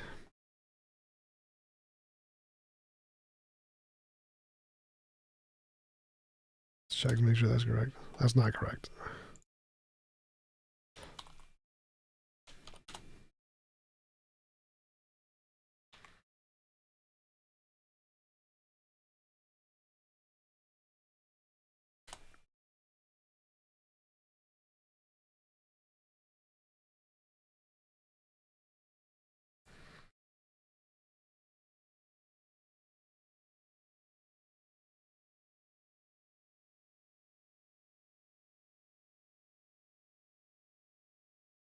All right, there we go. That one should work. Pin message. All right, click on that one. Did it work? Yeah, it worked. Okay, that one works. All right, after show, guys. How's it going? Global virus foul. How's it going? Doing pretty good. How's it going? All right. What is that animal picture you have? Kiwi. Kiwi. It's a fruit, not an animal. Yeah. Yeah, that was a pretty straightforward debate you just had. I mean, like he really didn't. Every time he said something that actually stumped me, it was just like, good question. Like it didn't really have any. Like there was no major back and forth. It was just, yeah, okay, you got me. Yeah, you got me. Yeah, you got me. Yeah, it was more of an interview rather than a debate. But yeah, it wasn't like. Yeah. Yeah. Can you summarize his opinion, his position? Yeah, free will is the ability to be receptive to reasons, and as long as whenever you gain that ability, you gain free will, essentially. So, I think it's an interesting point to think of. Free will is making decisions based on reason. So, like, if there was a logic thing in the universe, like if you're trying to make the most money or whatever, and the way to do that would be to bet on black in roulette or something, and you're presented the reasons for that, and the reasons then say, okay, oh well, those are good, so I'm going to choose black, and call that free will. I mean, I like that definition in that as a determinist, I don't think there is free will, but I think that having that criteria as something that's important to give to agents if you were going to create them would be something I would agree is required for that to be legitimate agents. Like, for example, if you just create an agent to do whatever you wanted it to do, that wouldn't be legitimate. But if you were going to create agents, like in my best of all possible worlds model, you would have to give them the ability to be receptive to reasons in order for them to be considered legitimate agents.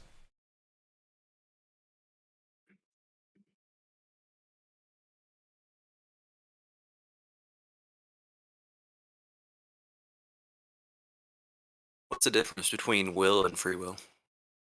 Will is just, well, because I'm using the libertarian definition of free will. Free will is the ability to do otherwise, the magic stuff that I don't think is possible. And will is just essentially the same way the compatibilists define free will, where it's more just determined by things, but it's still mostly just your brain acting the way it is, which is fine. Yeah. So in that sense, because as a determinist, I'm okay with compatibilism, and compatibilism is okay with determinism. They just call a certain subset of determined actions free. So I think I'm fine with compatibilism. It really seems like just a semantic thing, doesn't it? Like where they're just saying, well, we call this free, but I mean, it's the same thing determinists believe, right? Pretty much. Yeah. Why did they dig in so much into that? I was going to bring up the same point. They seem to really dig their heels into semantic, arguments, just kind of defining what free will is. What do you mean? Like, all arguments are semantic, so. Oh, sorry. I guess maybe just maybe more so. It just seems like everybody's that they're just talking past each other. So when you have a non-compatibilist and a compatibilist talking about free will, it just seems that it's almost deliberately talking past each other when it comes to that. I don't think they're deliberately talking past one another. I think that many different terms change their meaning as we move on in society and discover new things. So like the term universe used to mean all existing stuff, and then we discovered, oh, there could be multiple universes. Universe is just our model of space-time, and then we had to change the definition of universe. And I think the same thing applies to free will, in that as we discover more about reality, we're going to have a different understanding of what the word free will could correspond to. And so if you want to make it correspond to something that actually exists, you would say it's more like the brain state thing and not like the libertarian thing, which doesn't seem to exist. And so as we change terms to more correspond to reality, as we discover new stuff, the people who are using the old world definition and the new world definition are going to seem like they're talking past one another, when really the argument is that we think that this term free will should apply to this set of things rather than those set of things. And that, I think, is more the substance of the debate, because it's the same thing with me and morality. I don't think morality has ought, so I think that the term morality would be better applied to not use oughts. And I think that's why they seem like they're talking past one another, is because really the subject is which selection of things should the word correspond to, rather than just talking about the same definition of the word, because they're not. They have different definitions. Right. Yeah. So do you think that's the case with like Harris and Dennett? I know that they've gone round and round on this a little bit.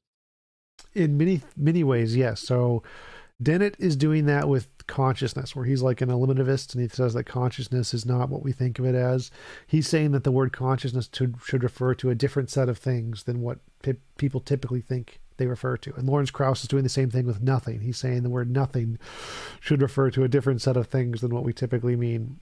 And the same thing is with the compatibilism and free will. They say is free will should refer to a different set of things than what people typically mean. So it's happening a lot. And Sam Harris does it with well-being and morality. So yeah, it's a pretty common thing that we try to shift the definitions of a particular word to make it correspond to something, some other set of things that we think are more reasonable for it if they correspond to reality in that way.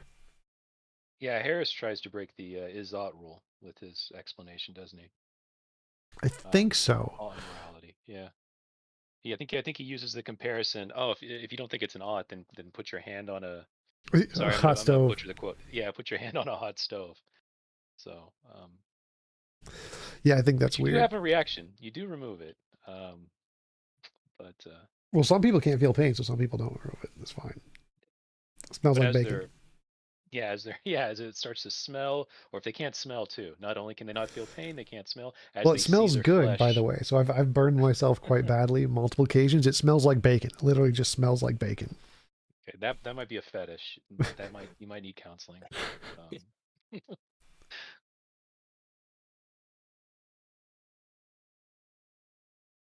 Because in case you didn't know, that's what bacon is. It's just burned flesh. Well, humans are long pigs, right? So yes. Well, some of them are very round pigs. Make a lot of bacon. Thank you, Jen, Church of Entropy. Appreciate it.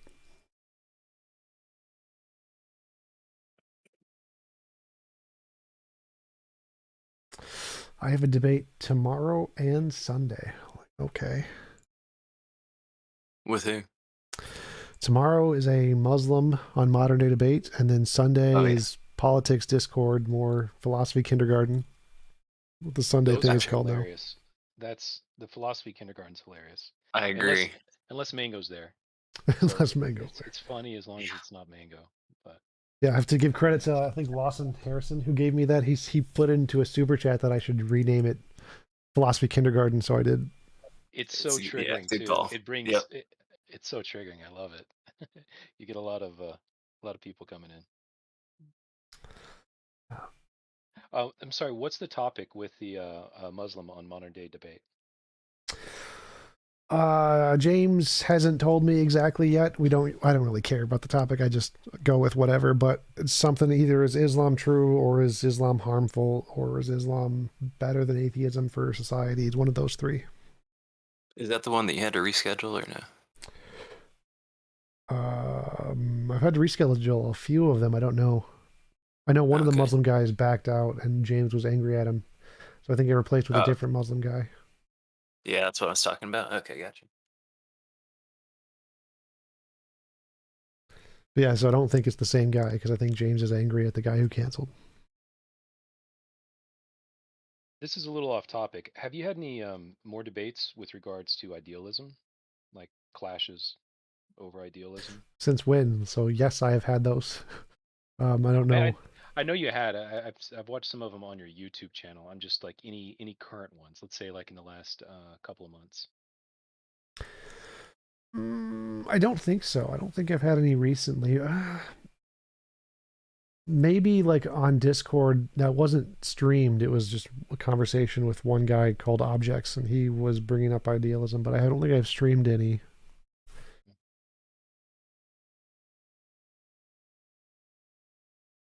Yeah, I've seen the Jack Angstrike one, so where they were ganging up on you, and you did quite well. Yeah, I've had 3 or 4 since then. Yeah, I know I've seen another. I just can't recall any recently. Did one with Inspiring Philosophy, bunch on Discord. Panpsychism with Philip Goff, Bernardo Kastrup. Did Bernardo Kastrup? There's a guy. Another guy who I yelled at who was atheist. Has a funny little beard. Emerson Green. There's another guy too. Has a bowl cut and glasses. Really bad camera quality. Can't remember his name though. Bowl cut and glasses. How hard that will we find online? Yes, does not narrow it down very much. Yeah, it doesn't. Oh, okay, Yes. yeah, I just looked it up. I think I did see that one. The dumpster fire with Emerson Green. Yeah, I did watch that one. That Yep. was good. That was a good one. There was another one. There was one other guy who had, like, I think around the same time period was the other idealist debate guy. I don't remember his name though. Dark brown hair. I swear you enjoy dumpster fires sometimes, so you can just sit back and let them talk and then answer Well, again. his Exactly. viewers like it. Yeah, No, viewers it like takes it. no, it must take the pressure off you slightly because you know they're just going to kill themselves, and then you have to just comment occasionally. Sort of. I mean, I do like the interviews like today are, I don't know, emotionally harder on me because I don't have anything to like attack. It's easier for me to have something to attack. You can push. You don't. And I suppose you don't have to push back, and you don't have to do anything about it really. So you don't get enjoyment from exploring, like what was discussed today, or Typically not. Like I don't Yeah, I enjoy. don't either. I don't enjoy talking to people, so that's a bad example. interesting profession. Yep. Yeah, you. I dislike standing at McDonald's significantly more than I dislike talking to people. Oh, Michael Ignore. I think I talked about him with dualism versus materialism. I can't stand that guy. I thought I did really well against him. I crushed him better than Dillahunty did. Dillahunty did terrible. Yeah. It always amazes me. Once you know his shtick. Oh, sorry, I didn't mean to interrupt. Go ahead. No, you go. I was saying with him, once you know his shtick, and I think with the Dillahunty debate, he was a little too charitable and assumed that like I watched that debate. I think he was kind of underhanded. I'm trying to remember, but Oh, I had a really good one with Consciousness Matters. Is consciousness fundamental? That was a really good interview. I'll look it up.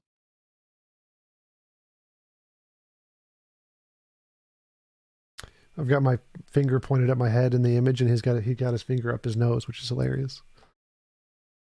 I was to say, you must have enjoyed the paid-for mango debate. Well, I enjoyed the money. That was good. Money is good.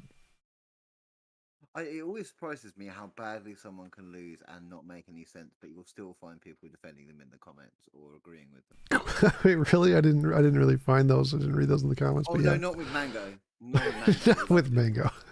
No, everyone knows what mango is like.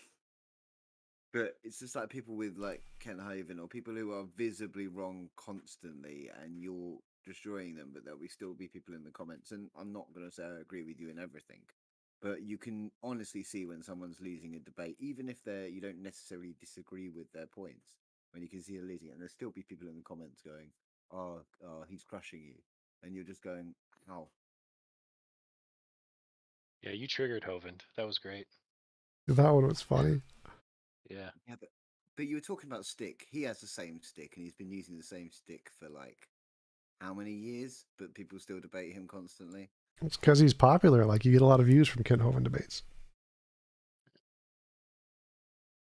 Is that Kent Hovind? Is that because of his name or his followers? Because I'm not sure how many of his followers actually watch his debates. Well, no. So a lot of his followers, like, he has a YouTube channel with 150,000 subs. Yeah, but I think his views are dropping a lot. I've been watching people that will give metrics on Ken Hovind. So I think his viewership, his subs are still high, but I think his viewerships have been dropping quite a bit. Well, like, so the debate I did was posted on my channel and Standing for Truth at the same time. And the one on Standing for Truth channel, I think, is like 1,000 views below mine. So it also gets a lot of views.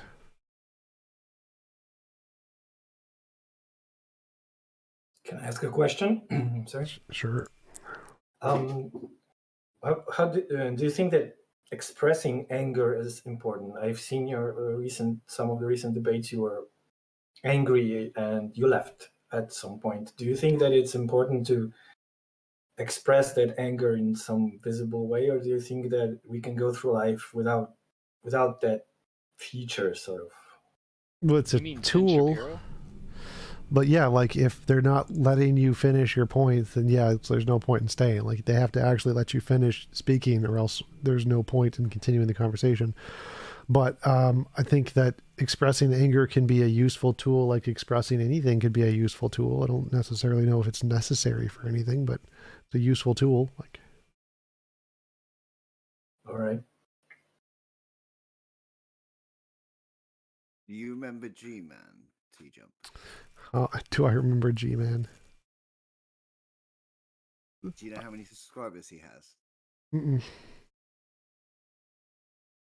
It's like over a couple of thousand, and I never got that. I've done like 2 debates. I did a debate with G-Man, so it was me and G-Man versus 2 other people. And I've done several debates against him, I think. There's a great one. What's the who's the female biologist? Humanoid biologist. It does not narrow it down quite a bit. Oh, she does debates on One Day Debates. Erica? Oh, Gutsick Gibbon. Yeah, there's a debate with her and G-Man, yeah, where I think it starts off with G-Man trying to defend his belief. Oh, is evolution wrong? And then the whole debate is just her teaching him the basics of biology. Just the whole debate is just her going through biology with him as he goes, yeah, yeah, yeah, and then he claims he's right at the end whilst not making any points. That's how they typically go with the creationists. Oh, he wanted to ask you about anger and then he disappeared.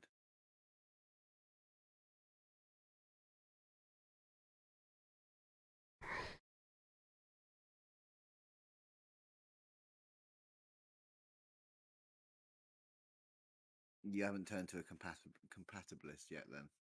Well, it's just a kind of determinism, so I'm fine with it. Like, it just means you're calling this deterministic set of things free will, and so I'm okay with that.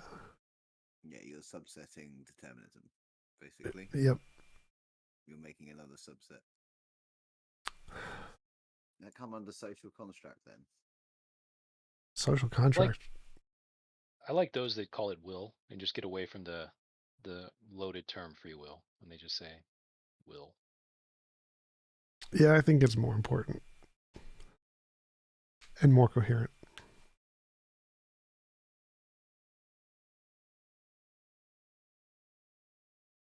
But without, how would you define will as in that Desires, essentially. But still determined desires. Yeah. Yeah. So like kind of not really. You have an desires. undetermined desire to eat chocolate. Yeah. Yeah. Not really a desire, more a force upon desire. Well, experiential desire.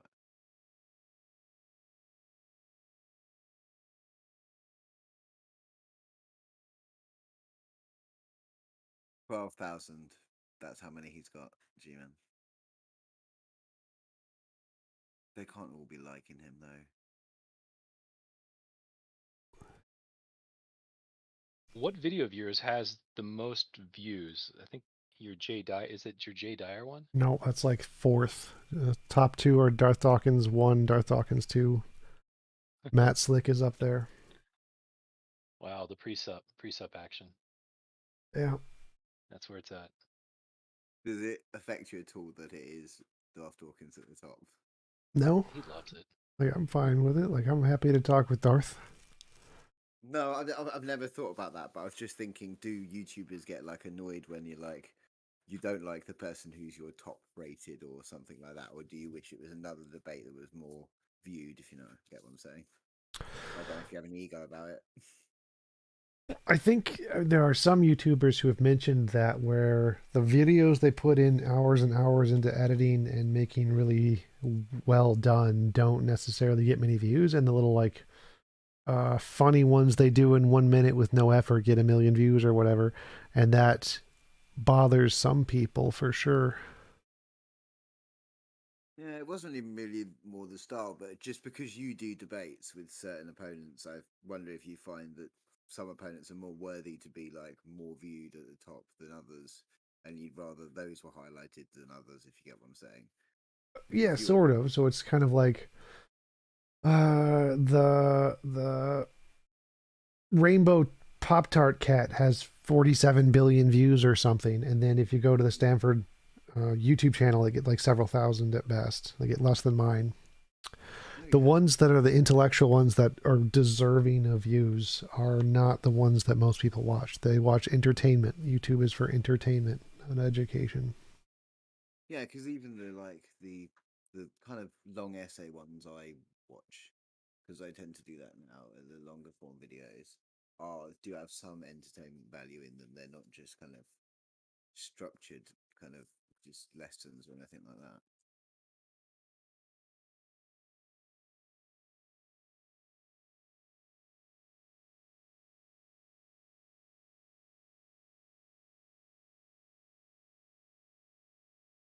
I think have I've watched the Jay Dyer one, I think 4 times at least. that's 4 more It's times probably than my I watched favorite. it. It cracks me up every time. So I'm up to 2.7 million views on my channel right now.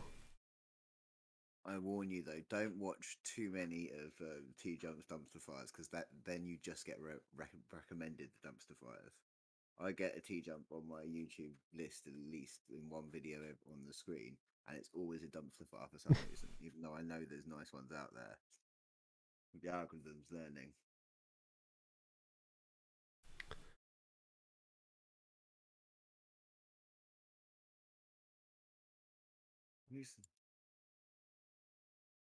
What one have I got here?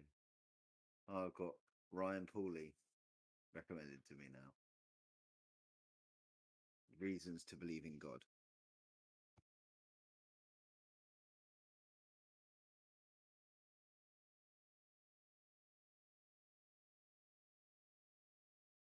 Have you tried Elden Ring yet? Nope, I'm still finishing Horizon Forbidden West. Elden Ring is the next game. It's on the way from Gamefly. How are you liking that one? It's all right. I like it better on the easy difficulty, so you can actually one-shot things, and it's fun. I don't like having to like shoot thousands of arrows at stuff. I enjoyed the first one. I haven't played the second one obviously yet, but I did enjoy the first one. But it's just a kind of open world adventure game like most of them are now. Yep. I don't really like the story very much. Too much talking. But I do like the exploring the world and killing big dinosaurs. Exploding arrows are good.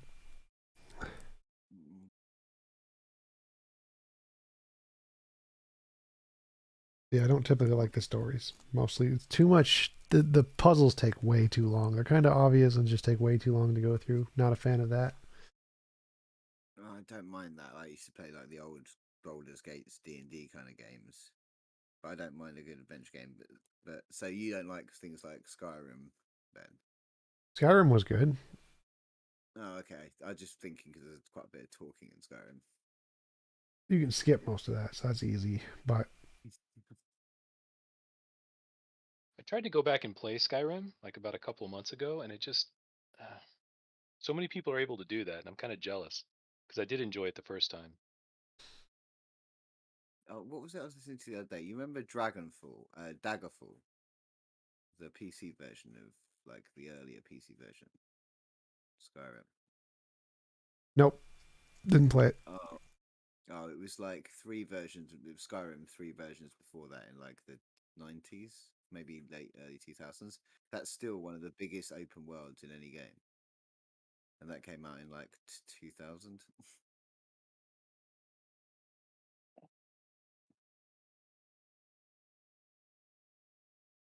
What games do you enjoy the most then? Ninja Gaiden. Games that are pure skill. So like as soon as you know what you're doing, you can just start a new game and beat all of the new bosses with just starting weapons and stuff just because you know what you're doing. Those are the kind of games I like where it's just skill based. There's not many of them, is there, though, really? Nope, because it's hard to do that. Yeah. I'm trying to think of games that I could beat with the first weapon that are those kind of games. Ninja Gaiden, Ninja Gaiden 2, Ninja Gaiden Black, Ninja Gaiden Sigma. Okay, one game that's not Ninja Gaiden. Go on. I mean, you can do it with Dark Souls, but I don't like the Dark Souls setup. What's wrong with the Dark Souls setup? The stamina bars are absolute garbage. It's too slow. I don't like the menu system. Yeah. I like Bloodborne, but I'm not the biggest fan of Dark Souls. Like, get rid of the stamina bar, make it faster. Sekiro was pretty good. That was a lot better than Dark Souls. And that one you can beat everybody with the first weapon. There's another one called Battle for something, but I can't remember what it's called. Another Japanese martial arts kind of game.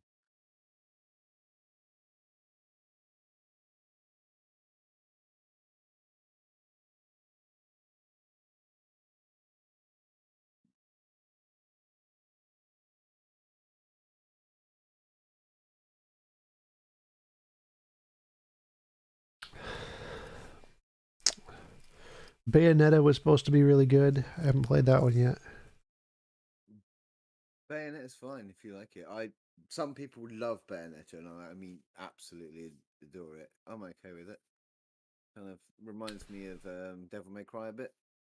Dante's Inferno. Did you play Dante's Inferno? Part of it. I never bought it. There's a lot of penises in that game.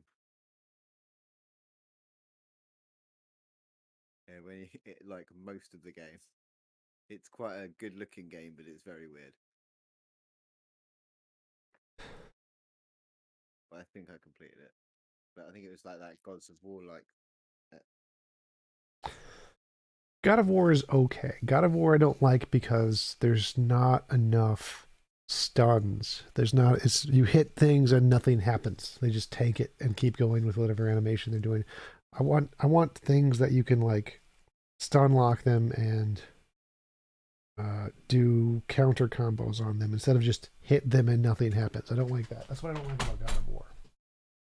Yeah, because it's got that kind of WoW thing or World of Warcraft thing where you just walk up to an enemy, it hits you, you hit it back, it hits you, you hit it back, it hits you, you hit it back, whatever sort of health dies. Yeah. Like, I wish the game I'd like to see is I designed a control system with two mice. It has WASD key on one mouse and just a regular mouse on the other mouse. And so you can control your movement and your camera with one mouse. And you can control sword directions on the second mouse. So it's like Skyrim would be the best one to do it with, where you can have your right hand control the direction of the sword and 9 different directions on the screen.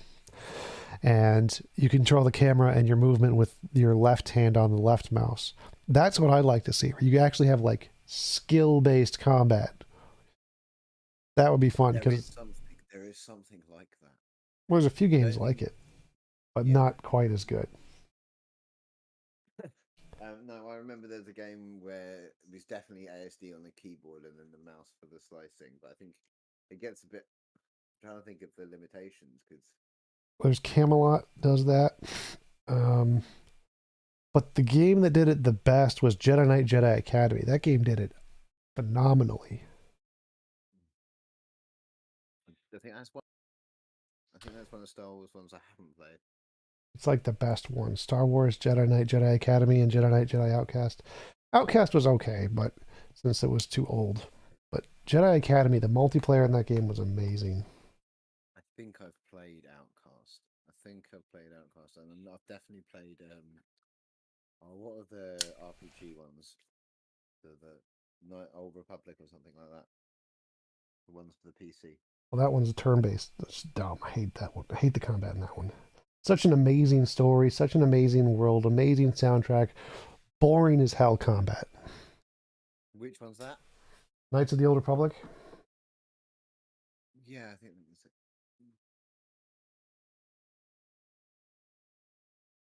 Well, there's an MMO, Star Wars MMO.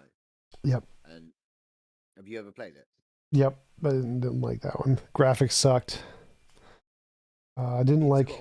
it took way too long to farm things. You couldn't do it solo. You needed teams to go do shit. I hated that. You mean Star Wars Galaxies?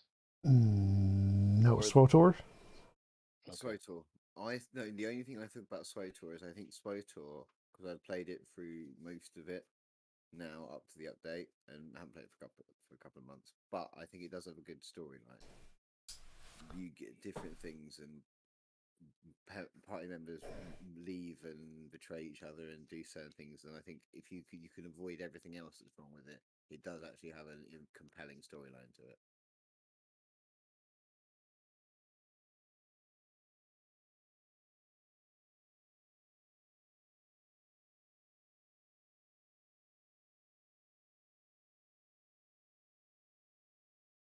Quite fun when it first came out. A lot of fun memories.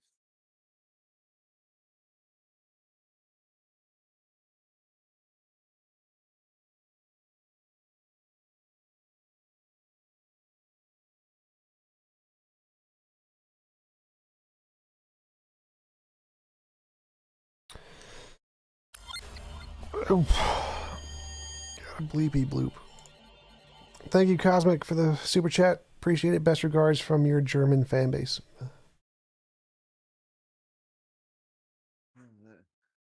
You like David Hasselhoff, big in Germany.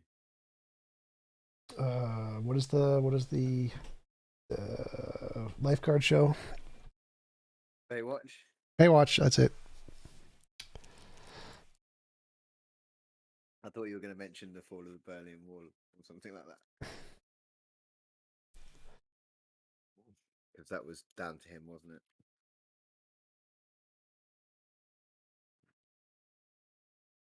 How are you feeling about Ukraine and Russia at the moment, then? War? Yeah, it's war. Thank you for the super chat, Mikey Riot. Tom, have you seen Alex Stein's rap against Putin? Yeah, he did a rap during his next presentation to the, what was it, one of the Texas open to the public meetings in the politics thing, Senate or whatever. Alex is funny. I don't think Alex Stein is now. Prime Time 99. I did several debates against him. Oh, is he?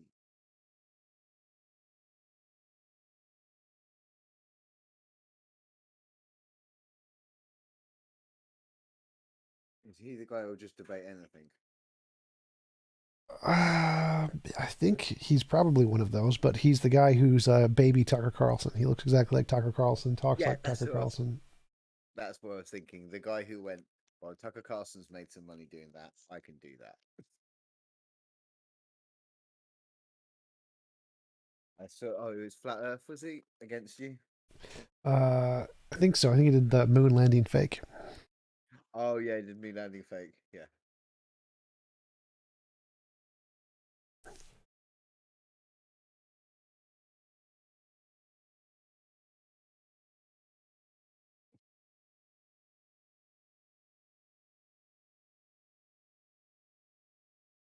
Have you ever thought of just debating positions you don't hold?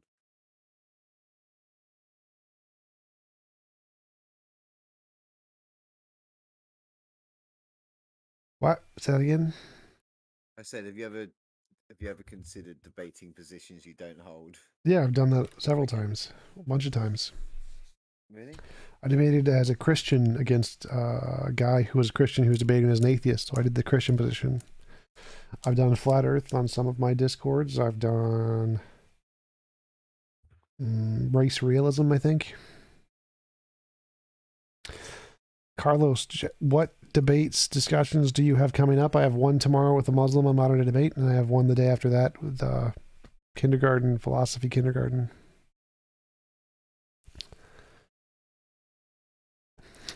What was the debate T-Jump did with Alex Stein where Alex kept talking about rock buttholes?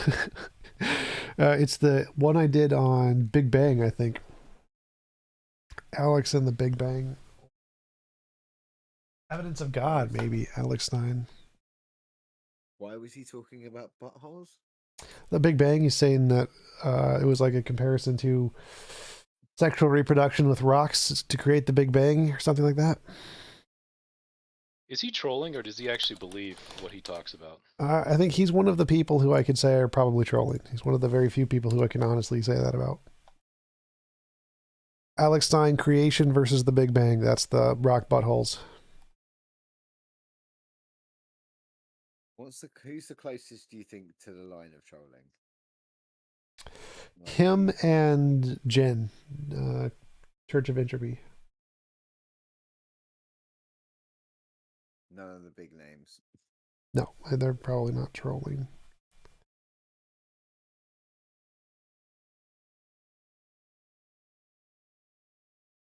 Problem with Alex Stein is you can see him on Fox News in about 5 years.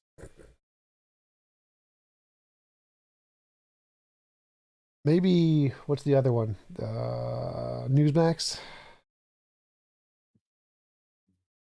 I don't think Tucker's going to lose his job anytime soon. They could always do more mouthpieces like him, I'm sure. Well, that's who Alex Stein wants to be. Tucker Carlson. My problem is he doesn't engage in the conversation enough with you, T-Jump, Alex Stein. So I don't think he knows anything about the topics. So that's what I mean. So I know it's dumpster. It's usually a dumpster fire, but it's just well, he's funny. some. He's entertainment. He makes jokes. He's just mostly jokes. Just fine. It's good entertainment. Well, if you're just debating it for the attention and you're just debating it to troll, he doesn't know the subject to get in depth with it, so he's not going to actually engage with T-Jump, is he, I guess, when it comes to it.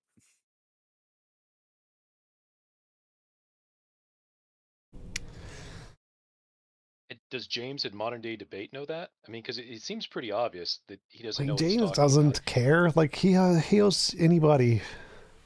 Okay. He doesn't care if they actually know what they're talking about. It's more about entertainment value. Okay, so that is his focus, not having serious debates. Yeah, like Bigfoot. Does Bigfoot exist? Super serious. Well, I know it's silly to us, but if there are actually like flat earthers, they genuinely believe that.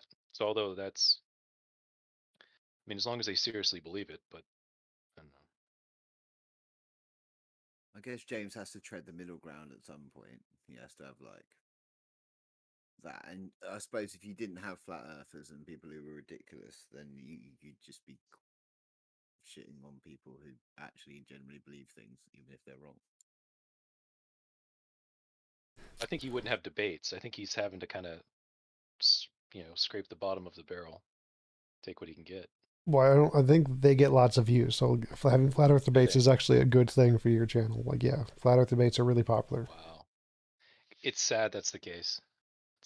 Fight the Flat Earth and Red's Rhetoric, their entire channels are just debunking flat earthers. Yeah, and what was it? Everyone tunes in to see Nathan Thompson. Yeah.